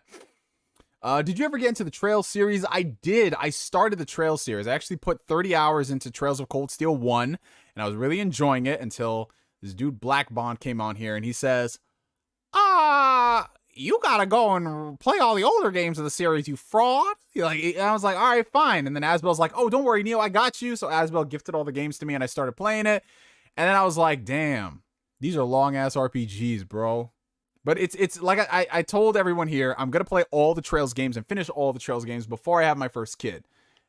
Which means probably by the time I'm 35, I'll have a kid. So, yeah, I got about a good 5, 6, 7 years to that point. But, I mean, from what I played, the 30 hours of Trails of Cold Steel, it's really fun. Great combat system, dope characters, interesting story that I know I'm just coming into it mid even though it is a new cycle in terms of the stories, there's still a lot of overarching things that are going on in the world and characters showing up, and I'm like, I don't know who this character is, but they look relevant. Oh, the lights just turned on, which means it's 8 o'clock. Like, I don't know who this character is, but they look important. And then I posted online and someone's like, oh yeah, it's from this character from that Trails game that is not localized. I was like, oh, damn it. But I will get around to playing all those games. And then Asbel's going to be like, yes. I'm telling you, you got to have thick thighs for the guys. That's it, man. That's it. Neo is cultured. I see. I try, bro. I try. $2 super chat from Chris. Didn't you say you had a girlfriend? Had a girlfriend. Your boy Neo's been single for over a year, y'all. Had a girlfriend. Now I'm just solo dolo, bro. And honestly, this is the happiest I've been in a long ass time, y'all. So good. So fucking good. She has to be well balanced. You got to be perfectly balanced, David. You get it, bro. You get it. Neo will start the series and finish it by the time his kid goes to college. Oh, no, Flame. I'm going to finish it before I have a kid. Because I already know when I have a kid, I ain't going to have that much time. Until they are sufficient enough that they can stay in the room and have fun by themselves. I know I'm going to have to watch that kid 24/7, 365. Unless, when they're a baby, they can be chilling here and I could be playing with a controller in my hand. You know what I'm saying? I don't know how you guys with kids still game. Like, I know you find the time to game and everything, but bro, like I was hanging out with one of my friend's babies a few weeks back, and she was just like, okay, I'm going to run to the store for a bit. Can you watch him for like 20 minutes? I said, yeah, sure, why not? And I was just chill with this baby. And of course, the second she leaves, the baby looks at me. It's like, who the fuck is this black guy? I'm going to start crying. And I was like, oh no, this is not a good look at all. But, because I was over there trying to get the baby to fall asleep and everything, trying to like rock it. And then I noticed I just had to accept it, man. This baby's going to cry. I'm going to let it do his thing. So I took the black mom approach and I just let that baby cry. And I just stared at it. I was like, this crying ain't going to get you nowhere, bro.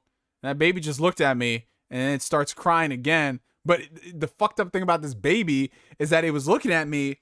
I was looking at him. He was looking at me. And then he starts crying, but his eyes are open. So I knew this baby was faking it. I was just staring at him like, And then 20 minutes roll around. His mom comes back in. He's like, how was the baby? I said, let me tell you. But yeah, man, this man said he got 6 kids and 7 baby mamas. That's why they call him the Don. That's why they call him the Don. This man lives in Kansas City. What up, Kansas? What up, Kansas? Dude, it took like 4 months to finish Doki Doki, but that's different, Flame. That's streaming. That's streaming and voice acting. That's very different than playing games. That's very different. Wait, Chris says over a year without the fun times, I couldn't survive. Oh, no, Chris. There were still many fun times to be had. Just because you're not in a relationship does not mean you can't have fun. There were many fun times to be had, my friend.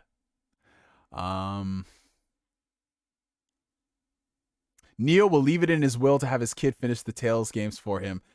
It's going to be, this is the only time I'm really ever excited to have a kid. I mean, outside of the whole, fulfillment of legacy and all that, I'm going to be really excited to see if my kid picks up on some of my, like hobbies and stuff like video gaming, the YouTube stuff, like the things that I loved growing up, is he going to love them and appreciate them? Because I'm not going to be like one of those parents that's just like, all right, you're going to love what I love and I'm going to beat you down. Because then, you know, you might force them away.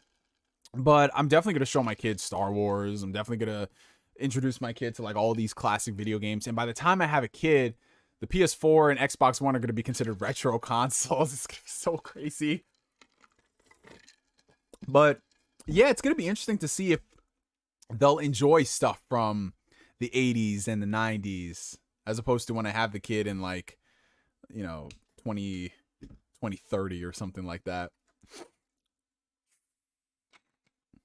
Is it bad that I play Final Fantasy 14 but still have no idea what's going on with the story? Yet I understand Kingdom Hearts story perfectly fine.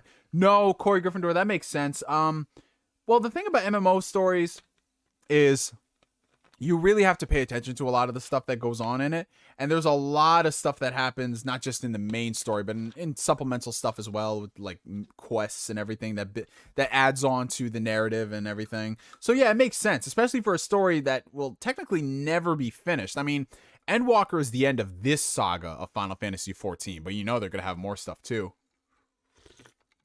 So I can understand why you don't understand it. Bro, I'm going to be real. This is going to be sacrilegious, but I skipped the entirety of A Realm Reborn, Heaven's Word, and like the first half of Shadowbringers. I was not paying attention much.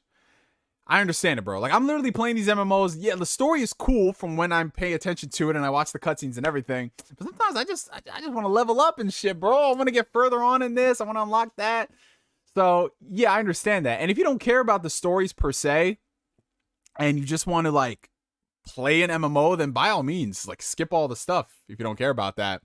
But with Kingdom Hearts, I think because it's, even though there are a lot of games and it can get very confusing at times, it's just compacted in a few games. And while it may be confusing and it's very convoluted at times, it's easier to deal with because this is all you have versus these MMOs that have literally hundreds upon hundreds of hours of story and lore that you got to catch up with. Neo trying to see if his kid will be a Neo 2.0. I mean, I don't know, man. I don't know. If my kid is just like me, that'll be awesome. But at the same time, if my kid is not like me and they're their own thing, that's all cool, man. Will Halo Infinite be eligible for any awards? No, it will not. The way the Game Awards works is they have a certain cutoff. I think it's like November something, where your game has to come out within that time period, and anything else after that rolls over to next year. So this year's Game Awards will be focused on everything that came out from end of last year up until November. So from December of last year to November, those are the nominees, which is why Cyberpunk 2077, if it does get nominated for something, is going to be included in this year's Game Awards as opposed to last year's. So that'll be the same thing for Halo Infinite. Because they can't, there's no way, like, even if people got the game, you know, end of November, I'm talking Halo Infinite, there's no way that people can play it to the point where they can have a good idea of it and then say, okay, I can nominate this for, like, Game of the Year, you know? It's going to take some time. Do you think Kingdom Hearts is more confusing than Legend of Zelda? Absolutely, because Legend of Zelda doesn't really have as much story. Zelda definitely has lore to it, but there's a bunch of people out there who only play Zelda games to play Zelda games. They don't really care much for the story. And, you know, Nintendo games don't really got story like that. It's usually after the fact. People piece together parts of the story from various games, or maybe Nintendo will put together like a compendium. Like, remember the official Zelda timeline? So, yeah. Zelda, it's not confusing. It's not hard to follow. I mean, it can with all the different time periods, but it's not like Kingdom Hearts where everyone is Sora and at the same time they're not Sora. You're either Sora, Xehanort, or you are a Disney character. Will Neo still be making content when he's 60 years old? I mean, I would love to. I mean, I've been doing this since I was 15, so I don't think anything would really stop me from doing content as opposed to there not being a place to post stuff. So like if YouTube goes down and there's no other video alternative, then that'll probably be when I stop posting content. But nah, this is fun. This will always be fun to me.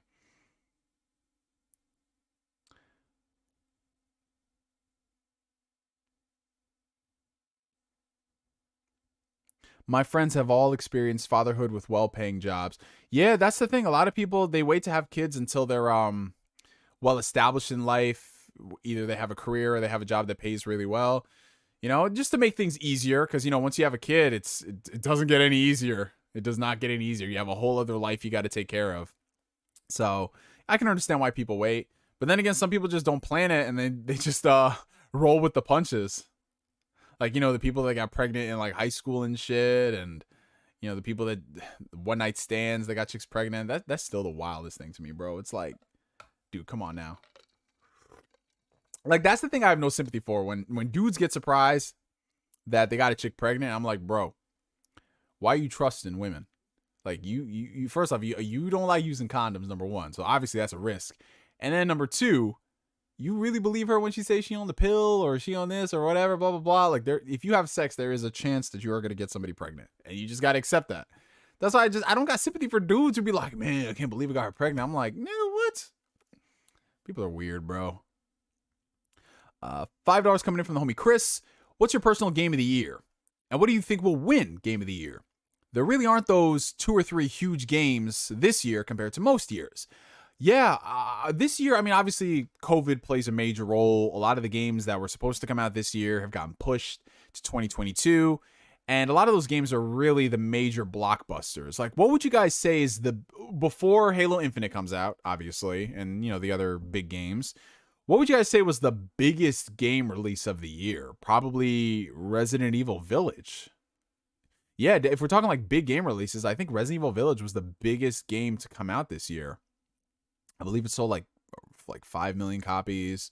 And then from there, you have like other games that were important to people, like Monster Hunter Rise, Ratchet and Clank, Psychonauts 2.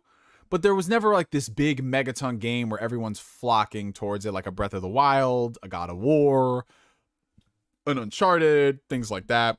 So that's not a bad thing, honestly, because that gets people to try out and experience other games. And we've gotten a lot of games like that. So off the top of my head, the games that I've enjoyed the most this year, obviously Tales of Arise. That's going to end up in my game of the year discussion when I do talk about it at the end. Tales of Arise is up there. In addition to Psychonauts 2, I was so surprised with how much I enjoyed that game. I love the first Psychonauts, but this one just takes it to a completely different level. It's so fucking good. It goes to places I did not expect them to go to, and it's just very, very strong, compelling writing, compelling narrative, humor, beautiful game design. It's fantastic. In addition to that, I really, really fucking adored, and I mean adored, no pun intended, I adored Death's Door.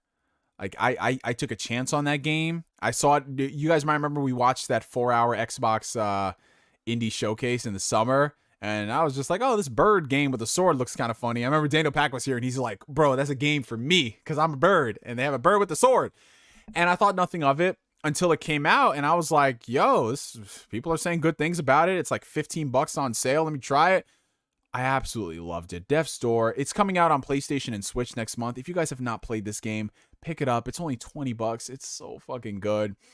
So yeah, those are like some of my personal favorites. Of course, Resident Evil Village is also up there, but it's not like clear, like above the rest game of the year. Like, I really enjoyed it. Don't get it twisted. It's a fantastic game, but you know, I just enjoyed Tales of Arise, Psychonauts, and Death's Door a little more. And then I still have to go through and finish up It Takes Two. I'm playing that with my friend Joaquin, so hopefully we have that finished up. Because it's a co-op game, you know, it just comes down to coordinating the times between two adults. That's a game in and of itself, the game of life. So I have to finish up that. Then I have to start Neo: The World Ends With You. I do want to play Greatest Attorney Chronicles. And yeah, I mean, other than that, it's just catching up on smaller stuff here and there. You get what I'm saying? Like, I played Ratchet and Clank. I enjoyed Ratchet and Clank. It was cool. Lost Judgment was cool. But yeah, there's just a lot of games this year I thought were really cool, but only a couple that are just above the rest. What about for you guys? What do you see? I'm seeing some people say Resident Evil Village. Some folks are saying Returnal, Psychonauts, Scarlet Nexus, all those things. That's good. Good variety.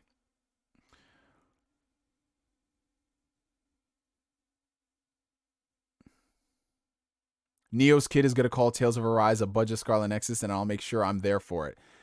Flame, I will file so many fucking restraining orders on you that the fire department's going to show up and douse your flame, man. It's over. Do you use Gamefly, Neo? What's going on, Rick Payne? How you doing, bro?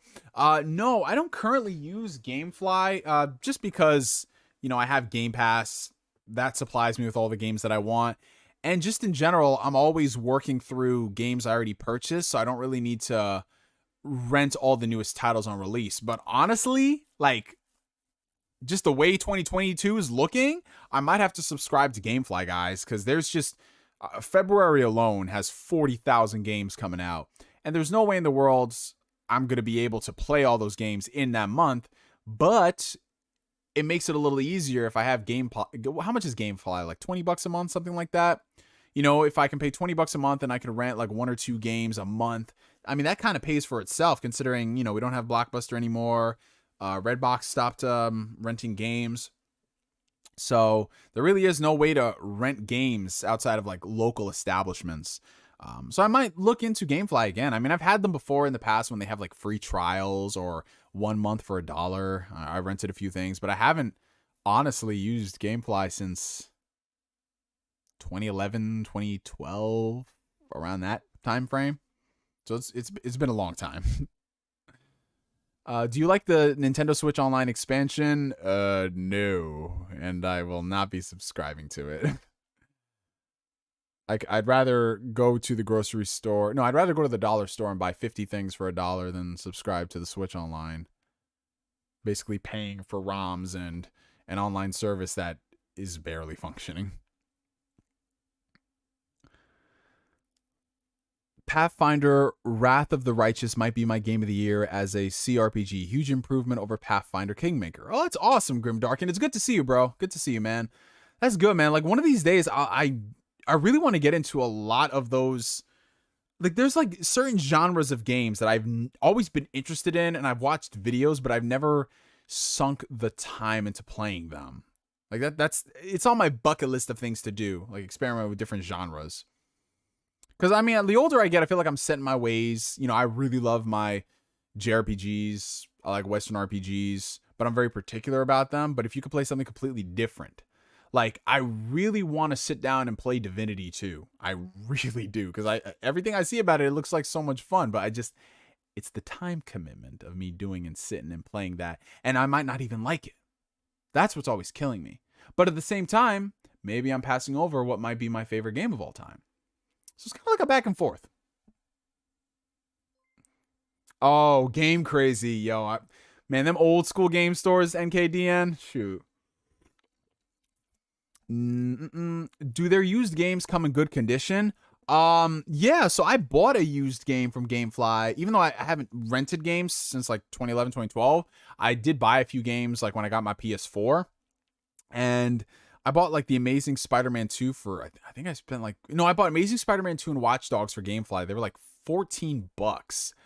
And honestly, they're games like, yeah, I still have them here, bro. Holy shit. I can show you. Now, obviously, there's dust on these because they've been sitting here for such a long time. But I bought both of these games from Gamefly's used store that they got. This is back in 2014. I got Amazing Spider-Man 2 for $14 because, you know, I'm a Spider-Man fanatic, so I wanted to see what this is all about. Interesting concepts in this game. Very interesting concepts, but it half-baked like most movie tie-ins. Watch Dogs, Watch Dogs, that's all I gotta say. I got this, I think, for like $20 a few months after it came out, and yeah, it came with everything, bro. Came with the discs. You know, it came with the manual. Well, I mean, game manuals don't exist anymore, but this was, oh my god, Ubisoft really. So this is like how cheap physical copies have become, guys. You have the game disc, and on the back you have the DLC code, which expired in 2014. I don't even know if I actually used this because I only played like half of Watch Dogs before I was like, I'm good, chief. But they printed this on the reversible cover. Then they had the audacity to give you this little, not a manual, but a pamphlet that shows you how amazing of a service Uplay is. And then look, promo for the Watch Dogs season pass. And bro, they literally printed the exact same ad, but in 3 different languages. Like, what a fucking waste of paper, man. And on the back, more fucking ads. Ubisoft, man. Ubisoft. Like, I understand why they printed in different languages, obviously, because they're selling it in different territories where people speak English and people speak Spanish, people speak French. But Jesus Christ. But yeah, Gamefly, they're actually really good with their used games. They take really good care of it, and more often than not, you do get them in their original packaging. You might miss a manual or two, but they pride themselves on selling quality used games.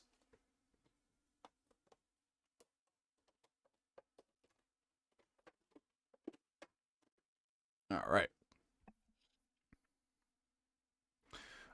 Let's see. I saw a funny super chat coming in here. Shout out to y'all. We got a bunch of people in the chat today. So much variety. We got some old school people. We got some new people. Shout out to y'all. Y'all the best.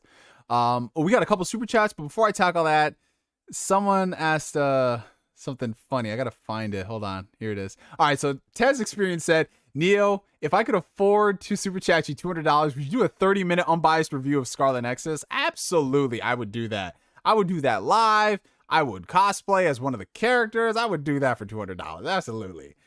And then that would probably make Flame's day in more ways than one, because he's just like... All right. $2 super chat for... Oh, wait, hold on. Chris said, I'm assuming director's cuts won't be eligible for any awards since they're just remasters of existing games. Don't tell that to Jeff Keighley, because I would not be surprised if this mofo nominates Death Stranding director's cut for something, because you know how buddy he is with Kojima. This man damn near cried when Kojima was ousted from Konami. Like, yo, like I said, you give a certain game to the right person and they will be tap dancing like no tomorrow. Shout out to Jeff Keighley, though. He cool. $2 super chat from Don Otaku.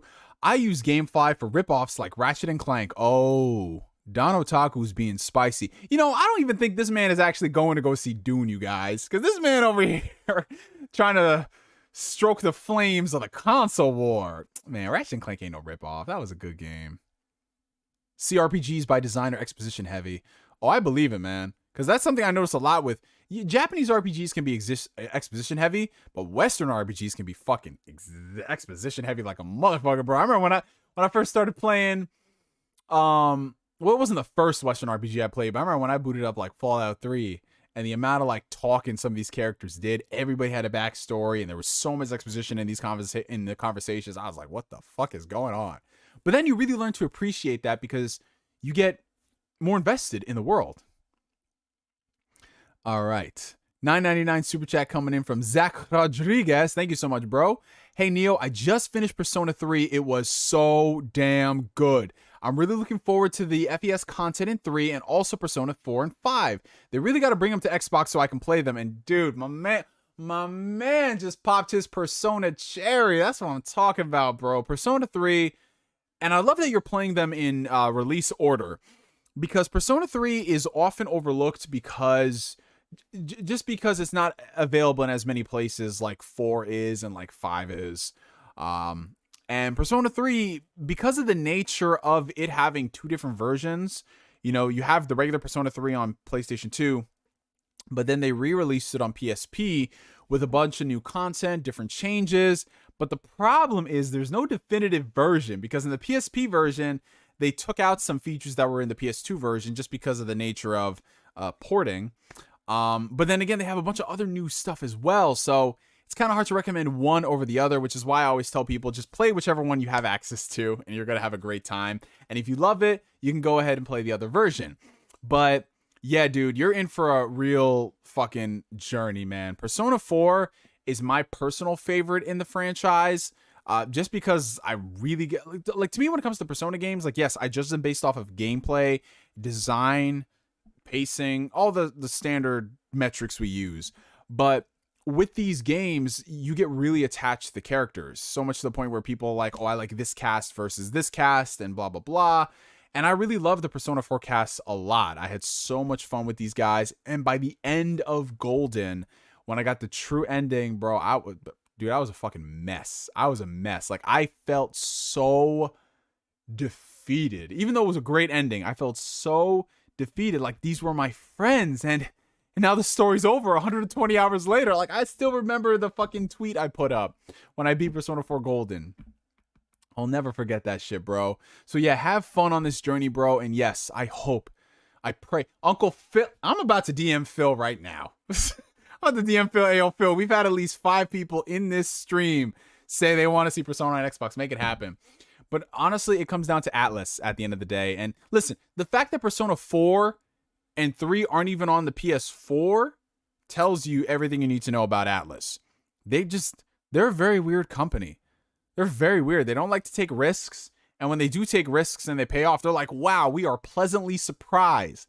Like, motherfucker, the sky is blue. Atlas is surprised that the sky is blue. So hopefully they bring him to Xbox one day.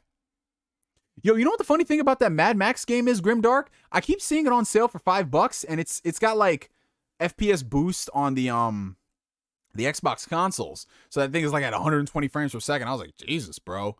And I mean, I love the Mad Max story, so anything in that world could be interesting. But I did hear it's kind of like the side missions were very weak and not that interesting.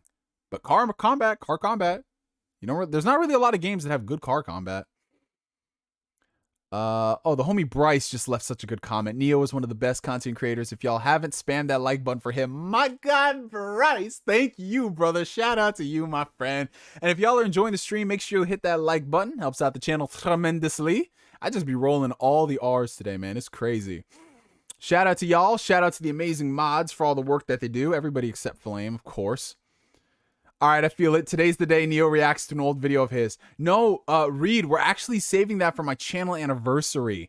So this channel's anniversary, I believe, is November 11th. That's when I had this channel, when I formed it. November 11th, 2008. So we're probably going to do a stream that Monday evening. If not that Monday evening, either the Saturday before it or the Saturday following it. So that'd be the 16th. So either the 9th, 11th, or the 16th, we're going to celebrate my channel's 13th anniversary. Oh, and speaking of 13, we got to do some Kingdom Hearts shit for that as well. Corey Griffin was like, yes.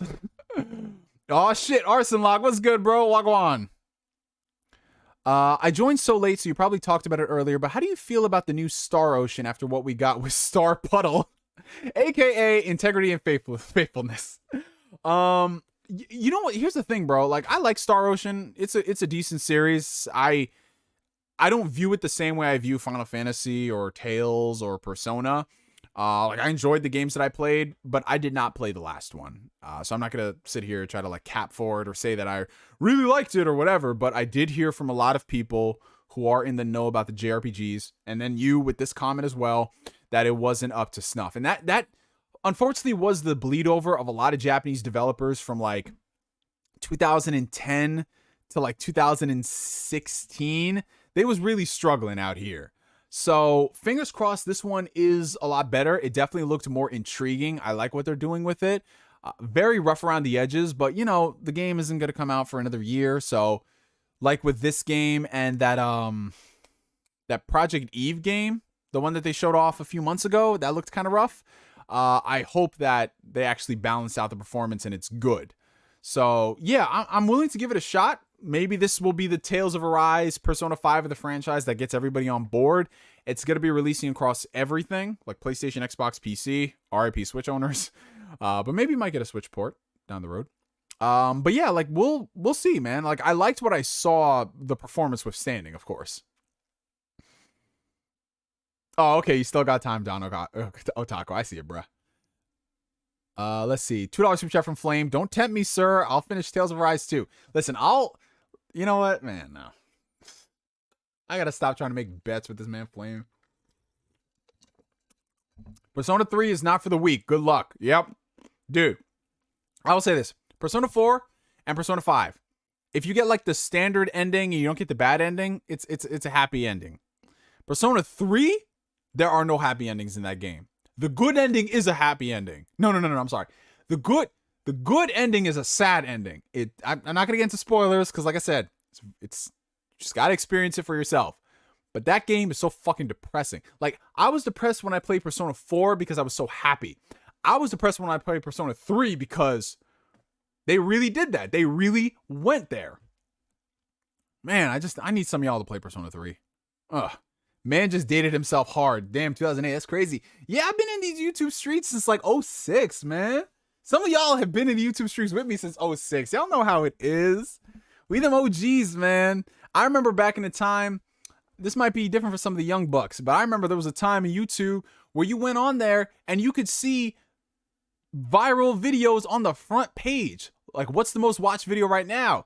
And I made it onto that page one time, and I was freaking the fuck out. I was like, oh my God, this is my video. And everyone who logs onto YouTube will see it. It's a different time, bro. I remember a time where you used to comment on people's walls. I remember a time where you used to be able to message your YouTubers. Man, Pepperidge Farm remembers backgrounds, customizable backgrounds and banners. And what a time.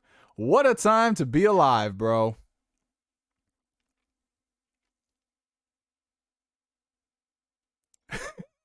See, Bryce is one of the OGs. He remembers. I'm telling you, back in the YouTube, y'all remember? YouTube used to have the high quality button, go from 360p to 480p. Remember when YouTube used to be in 4:3?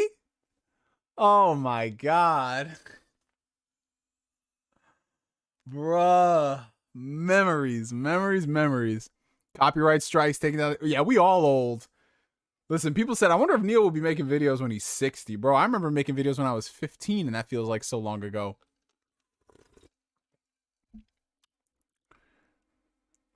I remember I used to be able to watch anime on YouTube before there were official sites. Different era, man. Y'all remember watching those fan subbed episodes of Naruto that were in 3 parts, and some of them were mirrored with really compressed audio? Sometimes the subtitles were in English and then they had Spanish on top of them. Pepperidge Farm remembers them.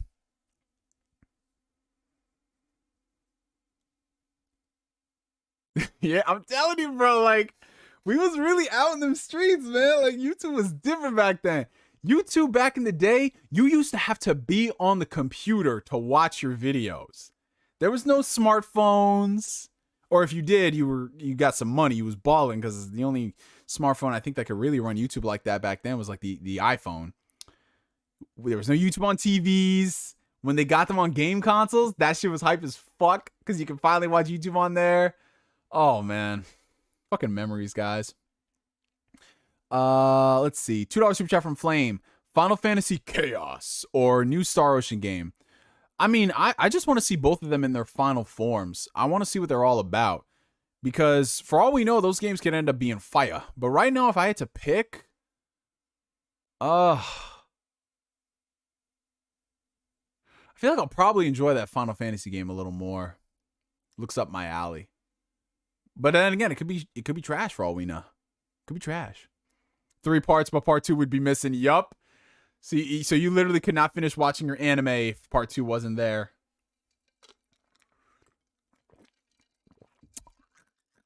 Bro, it was different. Them Linkin Park AMVs. Linkin Park and Evanescence AMVs. Evanescence bring me to life on every fucking anime. Whew. My God. Look at us. We're just a bunch of old heads, man. I love it. I fucking love it.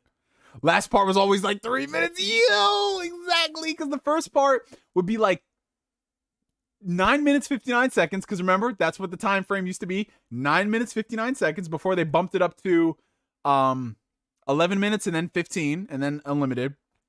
It was like 9 minutes, 59 seconds.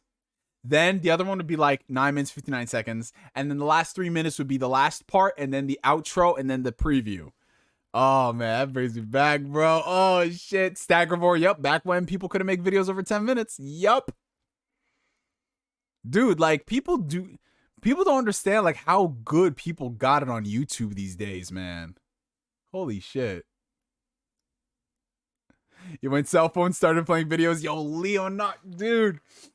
Oh, my God. I remember the first phone that I ever had that had access to YouTube was when I graduated high school in 2011. And for my birthday, I got myself a smartphone, right? It was one of the worst smartphones I've ever had. But, you know, back then, it was either you were either iPhone or you were nothing. Like, there's nothing compared to the iPhone back then. So I got a Samsung Infuse, right? Which, you know, for its time, it looks really progressive. You know, it had a really big screen, sleek for the most part. Didn't really feel too premium, but, you know, that's the only non-smartphone phone that they had on AT&T at the time, because it only had Android. No. Because droids were more like of a Verizon thing, right? That's what they were pushing before they got the iPhone. So I had the Samsung Infuse, and I remember I downloaded the YouTube app. And dude, I remember back in the day, some apps weren't even apps. They used to like redirect you to web browser versions. So you'd boot up an app and it would boot you into like a web browser in the app. But I remember like the YouTube app, I started watching videos on there, and I started like Skype calling with people. Oh man. Dude, I remember back in the day, holy shit, guys. I remember back in the day, like Bluetooth headphones, like 10, 11 years ago, were not as common as they are now. Like Bluetooth headphones were earpieces. Earpieces that you would see business folk wear, or if you had a PlayStation 3, you'd have a Bluetooth earpiece so you can chat with your friends. But Bluetooth headphones, AirPods, you know, like Beats, like all the things that we have now, they didn't really exist like that. So I'll never forget this shit. I had a Turtle Beach gaming headset that I got for my birthday that year. And, you know, these were the headsets back then where you had to plug them into your computer's audio port. So it wasn't just like plug and play USB, or you put it into like you know how you have a fucking a mix amp or whatever, and you plug in your headphone, your really fancy audiophile headphone into that. You know, back in the day, you actually had to plug it into the audio ports. So I remember I was talking to my boys on Skype one time, and I was on my phone, you know, because I didn't want to be on the computer, so I was in my bed. And I remember this one headset in particular was so weird because it needed to be like I said, we've come a long way, guys. This particular Turtle Beach headset that I had, you needed to plug it into the audio ports of your computer in order to hear stuff and in order to use the microphone, but it was USB powered too. So it's not like you could just like for example, this headset I have right here, right? This is the HyperX Cloud 2, right? You could plug this into your computer's USB port, or you could just plug it into your computer's audio port with this little cable right here. Okay? And it has a detachable mic, and so you can use the microphone on this when you're on your game consoles. I can plug this into my PS5 controller, works great. Xbox controller, works great. Nintendo Switch, if I played online, I'm sure it would. No, most Nintendo games don't have voice chat. Only a few do. It's like third-party stuff. But that Turtle Beach headset had to be powered by USB. So what I did, this is so fucking ghetto, guys. This is so fucking ghetto, but listen to this. So what I did was I had a power brick, right, that I used to charge my phone, and I'd plug the USB into that, and I would plug the audio part, the headphone part, into my phone. And I had this it's basically no different than how you try to voice chat on the Nintendo Switch using the app and all that stuff. That's what I did like 11, 12 years ago to get my Turtle Beach headset working on my phone so I could Skype with my friends. Now, I just plug in my fucking AirPods and then I boot up Discord, and it's so fucking easy, bro. Like, really, people do not understand like how good we got it these days, man. We seriously do. Ghetto sounds like innovation to me, bro. That was not no innovation, bro. That was very time consuming, very frustrating, cumbersome to deal with, because, you know, you had to be tethered at all times to not only the headset but the USB outlet so you can power the headset. Man, times have changed. I remember Saddam Hussein was on YouTube when I was in middle school. Yeah, they had a bunch of like wild videos back in the day on the internet, bro. Wild shit. All that stuff was on there. What else did they have on there? I remember, like, bro, there was like anything that was viral or something that wasn't shown off in the news. You could just go to YouTube and you can find it. You can find some crazy shit, bro. We've come a long way in terms of convenience. Pre-wireless headphones and controllers were crazy. Dude, I just need to say this. We used to use the fucking DualShock 3. You guys remember the DualShock 3? I don't know how we use that controller for the whole generation, bro. Them triggers, them buttons always sticking. Oh, God. Like, that DualShock 4 was a godsend, man. Oh, we got Fuzzy Belvedere in the building. What's up, Fuzz? How you doing, bro? The struggle years for tech. Yeah, bro. Oh, you remember how Android phones weren't good until, like, I'm gonna be real. Android phones weren't good until, like, 2015, man. Android phones were, like, straight fugaziness, man. You bought an Android phone and that shit crapped out within, like, a year or so. I had that Samsung Infuse. That shit was already starting to die. Battery issues, freezing, reboots. Like, yo, man. That shit, bro. Remember Chocolate Rain? Remember the Diet Coke and Mentos? You remember Leave Britney Alone? Remember all that shit, bro? The push-up cell phones. Yo, I used to have not one of those push-up phones, like I think it was called the Chocolate, the LG Chocolate. Weird name. But I had this phone, it was the LG Xenon. And it was one of those phones where it had like a touch screen on the front, and then if you turn it on its side, you can flip the screen up, and the landscape, it changes from portrait to landscape, and then it had a keyboard, like a physical QWERTY keyboard. Yo, I felt like such a badass in 10th grade using that shit, bro. Oh my God, that brings me back.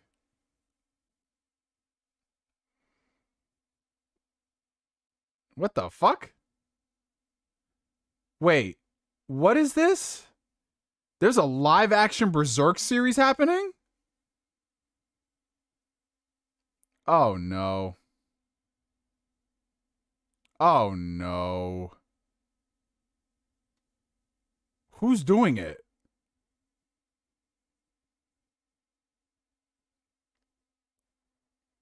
So this is, from what it sounds right now, it's still a rumor. It's still a rumor, but it's a trusted and proven source. Bro. Dude. No. I'm sorry. No. I don't trust anybody with that story.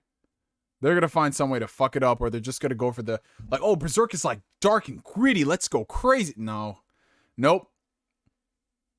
Think that live action adaptation is fake news. Yeah, I checked in the article and it said from a trusted and reliable source. So I don't believe it until it happens, but no. Either way, I don't touch anybody until I can vet them and they actually know what Berserk is about and not just face value stuff. I can't, bro. I can't with that shit.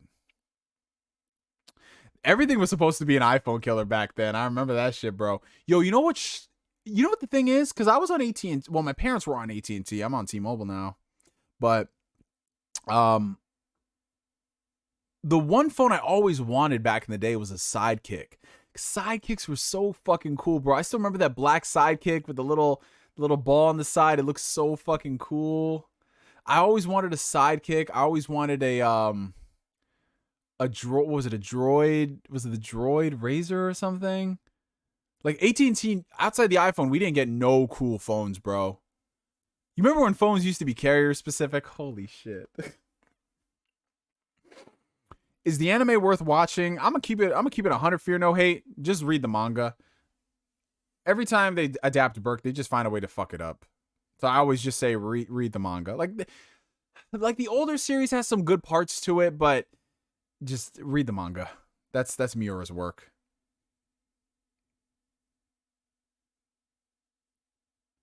I got my first cell phone when I was in 7th grade. And I had this little, guys, the phone was like this big. I'm not even lying. Hopefully that's not what she said. But the phone was like this big. And it was just a standard flip phone. But the weird thing is it had a mirror on the front that had a notification light built into the mirror. Now, this notification light only told you whenever you got a notification, like it would shine green for you got like a notification, like a text message, and it would shine red when the battery's dying. But other than that, it's like the mirror itself was like this tiny. So I'm like, what the fuck is the point of this? Oh, God. I never had a BlackBerry either.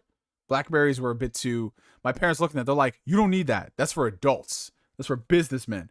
And then I look at my school, here's the thing, in my school, all the black people had sidekicks. All the Italians had BBM, so they had Blackberries. And then there was like some crossover in between, like some black people had BBM, some white people had sidekicks. But man, this shit was like, yo, add me on BBM. I'll be on BBM later. I'm like, it's in your pocket. Like, why are you telling me you're gonna be on it later? But yeah, I didn't get like a really cool phone until I had already, I mean, no, that LG Xenon was kind of cool, but I didn't get like a cool, like top of the end smartphone until 2015. That's when I got the Samsung Note 4. Man, I missed that phone. That phone was so fucking epic. I mean, it only lasted a year and a half before the battery exploded. Well, it didn't explode, but it got like very hot and it killed the phone. That was my problem with, that's why, honestly, that's why I went away from Samsung phones, because for a lot of the Samsung phones I had purchased, which was like an Infuse, the Note 4, the S7, the S7 Edge, the Note 7, all of them had problems. All of them. And then after a while, I just said, you know what, fuck Samsung. I'm going to go to OnePlus. And I've been on OnePlus ever since. Like, I have two OnePlus phones. This is the OnePlus 7 Pro, and I have the OnePlus 6T. And both those phones are paid off. And even though I have, like, my current phone is the iPhone 12 Pro Max. That's what I use when I'm out and about. I still have these phones when I'm in the house, and I use them because they're still really functional phones. And the reason why I love OnePlus, even though, you know, they don't have the best cameras, they have really good battery life, and they have really snappy performance, which is all I really care about in a phone.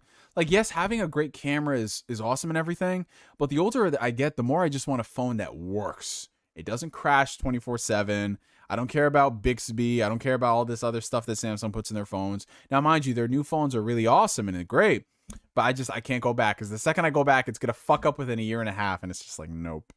So right now, I'm team iPhone for the foreseeable future, and then I carry around the OnePlus 7 Pro. Like, it's weird, you know, because I have two phones. I use two phones, and honestly, I thought it'd be really strange, but it's been really fucking cool. So for my day-to-day life and my usage, like all the important stuff like texting and calling people, FaceTiming, all that other stuff, I use my iPhone for. And when I'm out and about, like on a date, I only have my iPhone. But then I have this OnePlus 7 Pro that's already paid off. And I just use this when I'm at the gym. I use this for my GPS so I don't kill the battery on my phone. If I'm ever like watching YouTube somewhere, I'll always use this over that phone just to preserve the battery. And yeah, it's been working really cool. I mean, I don't always carry two phones all the time. It's only when, like I said, I'm going places for extended periods of time, or if I'm at the gym. That's the only fucking time, you know? But it's pretty cool. Oh, and I just noticed we got a $10 super chat coming in from the homie Carlos Fontes. Thank you so much, bro. Kind of unrelated. Oh boy, here we go. If you lived in the Jurassic World universe and the volcano was going to destroy Isle Nublar, would you support saving the dinosaurs or letting them go extinct? I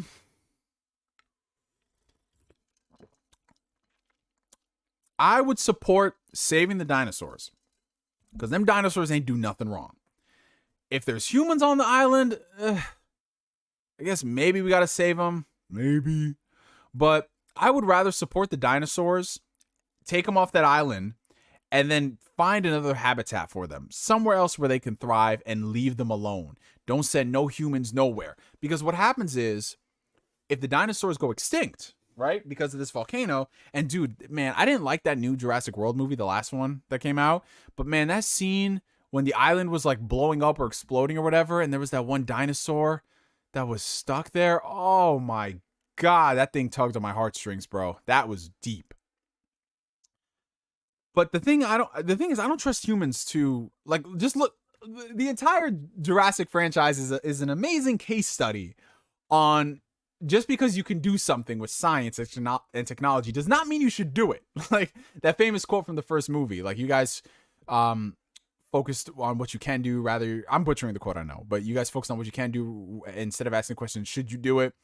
So I would save the dinosaurs, find them another island, and then ban all the humans. Because what's going to happen is, if the dinosaurs go extinct, they're going to try to recreate the dinosaurs, and we're going to end up in this situation all over again because of capitalism. And we do not need that to happen. What about you guys? What would you do?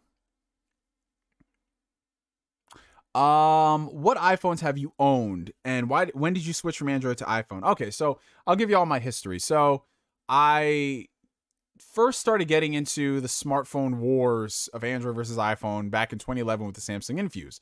That was my very first phone, and then within a year and a half, the phone crapped out on me, which fucking sucked.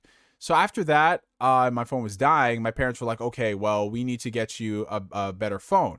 So AT&T was running a deal where they're like, here's the iPhone 4 for $0 down. And my parents are like, here's an iPhone 4. I was like, all right, cool. I'll deal with the iPhone. Is it as cool as Android? Like, I was definitely that person. So I had an iPhone 4. I rocked with that for, I want to say a good year and a half. And then the phone, it wasn't like it was dying or anything, but I dropped it and I cracked the screen. And I was like, fuck, man, this is terrible. Like, and you know what the worst part about it was? I dropped the phone. The screen itself wasn't cracked. Like, I couldn't like put my finger on it and feel the cracks. But the inside internals were all fucked up, and it was stuck on like this white screen and everything. It was like an internal crack, I guess. So after that happened, I was like, damn, I could replace this and spend the $200 to get another iPhone, or I could wait for my contract to run up in March. And mind you, this was like November when this happened. So I had about like 4 months, had to make a decision if I really wanted to spend the $200 or I wanted to just wait for my contract to expire. And then my boy Tundex had just gotten a brand new, I think he got the Note 4.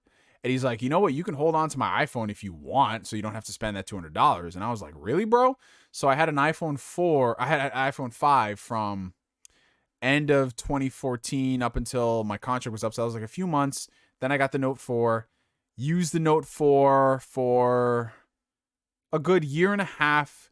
Then I was able to upgrade to the Note 7 because they had like this early upgrade thing going on if you traded in a Note phone to get that. So I got the Note 7. You guys know what happened with the Note 7. Yeah. The Def Note 7 is what people called it.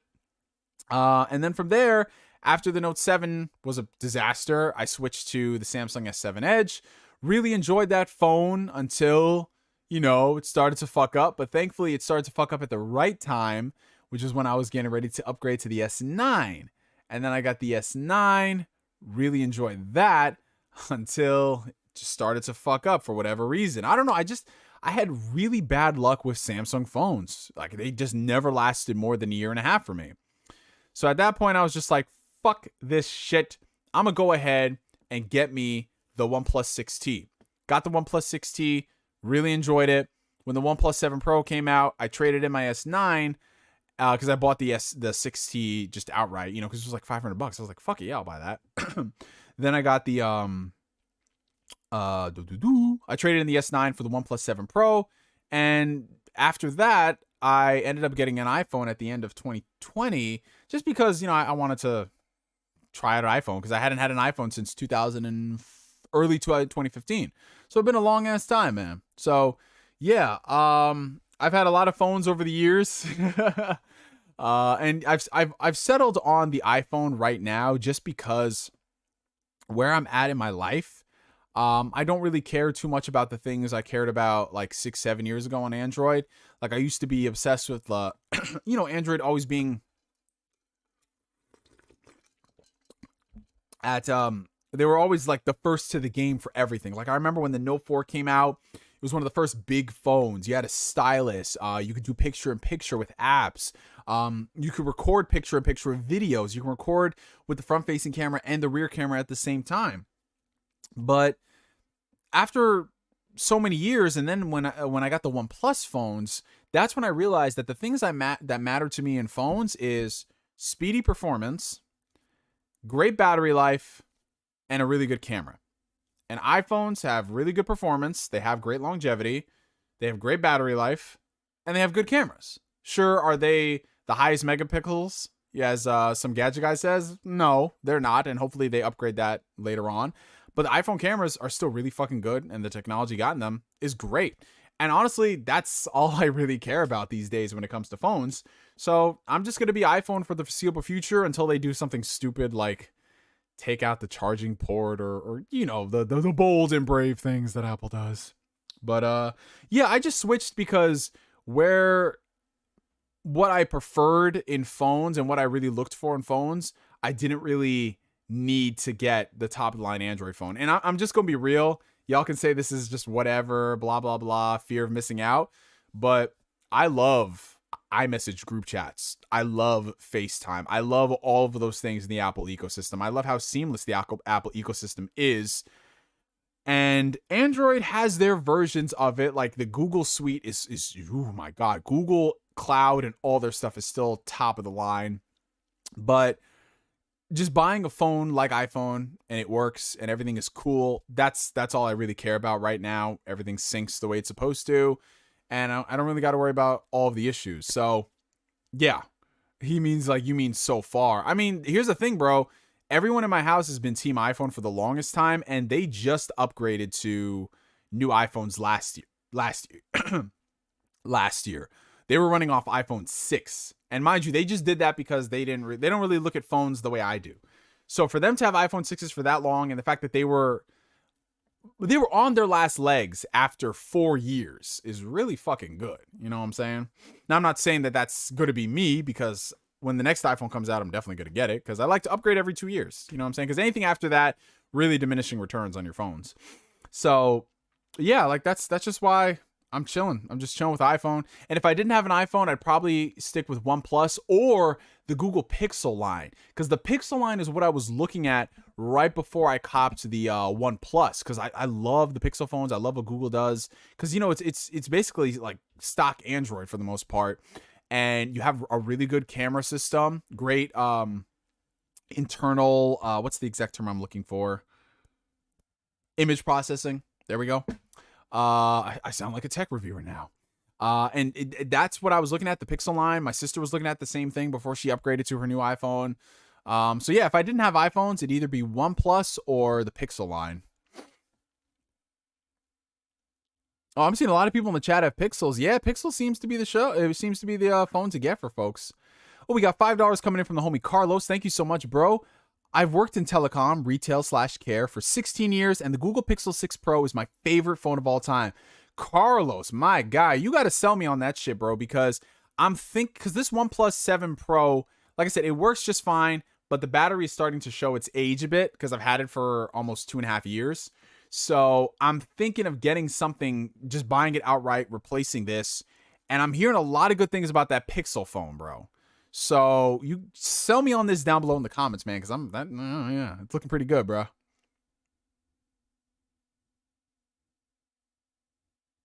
I've worked at Verizon, and Pixel has had a lot of issues. People always come in with brick phones. I mean, I feel like that's the nature of the beast, because they're still learning the workarounds of phones, you know, whereas Samsung and Apple have had generations to deal with this.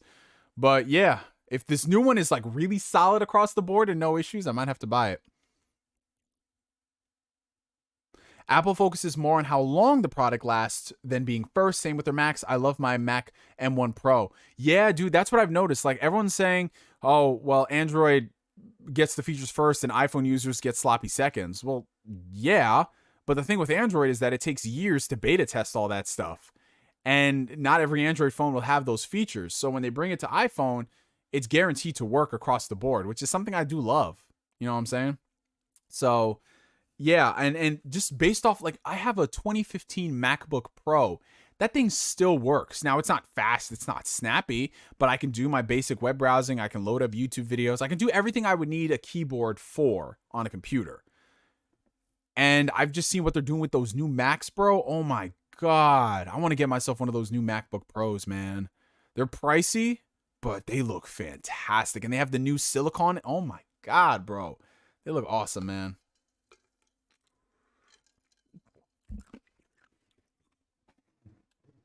Because for me, desktop wise, I'm always going to be Windows, because, you know, I like having a gaming PC.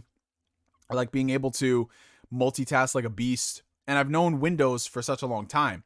But if I'm out and about, I definitely get like a MacBook to do like my basic stuff, to just do everything. And then I'm well versed with the editing suites available on Mac, so it'd be an easy transition over. So yeah, absolutely, man. The tensor, maybe it is tensor chip in my 6 Pro is such a beast. Never had a faster phone. Play games like a champ. Processes photos in a snap. Oh, I like that. Look at this man, yo. You can tell this man working sales. He got the lingo down to a T. I love it. I agree with you, Neo. I need a phone with a great camera. Yeah, bro. I mean, here's the thing. Like, I don't need the top of the line camera, but I need a really good solid camera. Like this OnePlus 7 Pro, it takes decent photos, but the second you stack them up, like selfie wise, to some of the shit that you can get on iPhone and everything, it's not good. I mean, if you have really good lighting and everything, it's great. But standard stock selfies, hold on a second. I just want to take a selfie on this just to see. Like, you'd need really good lighting just for it to look good. And even then, it still looks kind of strange. Like, I know you guys can't see it because it's the web camera and everything. It might look good from here, but the second you start zooming in, you're just like, it looks very artificial. So, yeah, having a good camera is definitely a plus. And like I said, iPhones, you just boot them up and they're good. Good cameras. Wow, this really turned into a whole fucking tech chat. That's awesome, man. That's awesome. But it is 9 o'clock, you guys, so I think it's about time we wrap up the stream for tonight. Man, I can't believe it's been 2.5 hours. Usually by this point, we're starting to run off on fumes. And Flame says, oh, we're approaching Iron Lord podcast territory. But it is 9 p.m. We've been going for 2.5 hours. I feel like this is a good place to wrap things up for the night, you guys. As always, it is a pleasure and a privilege to be in y'all's presence. Thank you so much for everyone who showed up in this chat.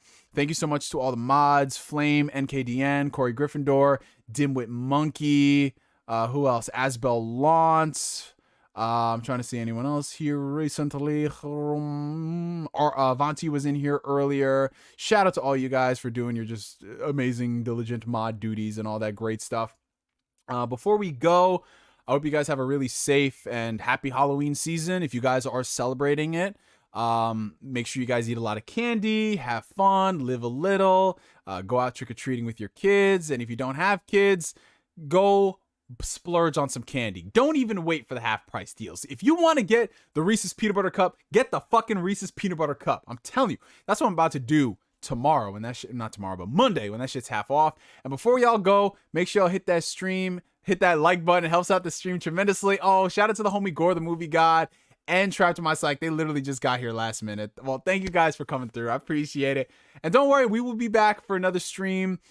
We've got the Doki Doki stream happening Wednesday evening. I believe that'll be the last one before we go, before the game is finished. And then from there, we're going to go ahead and, just the usual output on stuff on the channel. I know I've been pretty lax over the past couple of weeks with videos. I've just been doing the streams. It's just mainly because there's been a lot of stuff happening outside here in the real. Been really busy.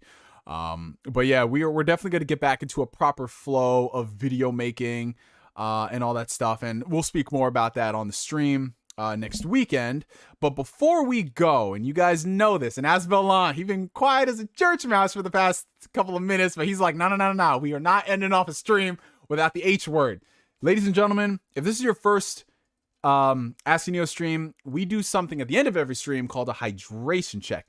Now, what is a hydration check? A hydration check is essentially a period in time throughout the day where you make sure you get some water in you, because water is very important. Your body is made up of 70% water, right? And it's very important to have water to make sure that your lips aren't chapped, to make sure that your body is thriving. Because I know how some of y'all get down. Some of y'all down vodka like it's water, but no. We are doing straight water. This is, what do I got today? I've got seltzer water, some ice cubes, a little dash of lemon, dash of lime up in the mix. And honestly, I thought oh no, because I refilled it. That's why the mug is still good. But yeah, you can't really chug out of this. So I'm just going to chug the rest of this seltzer right here. What did he say? There's going to be an anniversary stream. Yes, there is going to be an anniversary stream, Dimwit Monkey. We haven't settled the date yet, but for my 13th YouTube, this channel celebrating 13 years, we're going to be doing an anniversary stream where we just, like, I reminisce about the YouTube stuff I've done. We're going to go back and we're going to watch a lot of my older videos. I might bring on some people from the past who I've done videos with, or just people I know here, you know, like J World, for example. Maybe I'll get on here and we can like reminisce about them old school days. Because one thing I really want to start doing more of is I want to get more interactive with you guys. So I haven't really been interacting in the Discord community outside of like messages here and there, but I want to start doing call-in shows because you guys have requested that, like call-ins where you can ask your question live and we can talk for like 5-10 minutes or so. I want to start doing that shit. But that's like further on down the road. But we are having an anniversary stream where we react to old videos, and I don't know, maybe we'll get like a cake made or something. I don't know. I'll just be here on camera eating a whole fucking cake to celebrate me and my existence. But yeah, we'll touch on that. That's gonna be happening in the next like not this weekend, obviously not next weekend, but like the fall, like within the next 3 weeks. That's all I can say. But before we go, you guys, I'm gonna shut the fudge up and get on down with this hydration check. So y'all go ahead and we get your favorite H2O beverage of choice. I know how y'all get down with your gin and everything. Man, I got some whiskey. But nah, it's a hydration check, man. We'll take shots. We'll take shots during the anniversary stream. But yeah. So on the count of 3, y'all. On the count of 3. 1, 2, 3. Wait, he said I'll send you a Publix cake. Man, those Publix cakes, dude. When I went for my cousin's wedding back in 2019, I had Publix for the first time. Those pub subs and the cakes. Oh my god! But I'll save that for the next stream story. 3, 2, 1. Fucking hydrate. You said an edible cake too, Rhino? Oh shit. It's Saturday. Let's do this Henny. Yo. No, we'll save that for the anniversary stream because I got some Henny downstairs, yo. Anyways, our count of 3, y'all. 1, 2, 3. Hydration.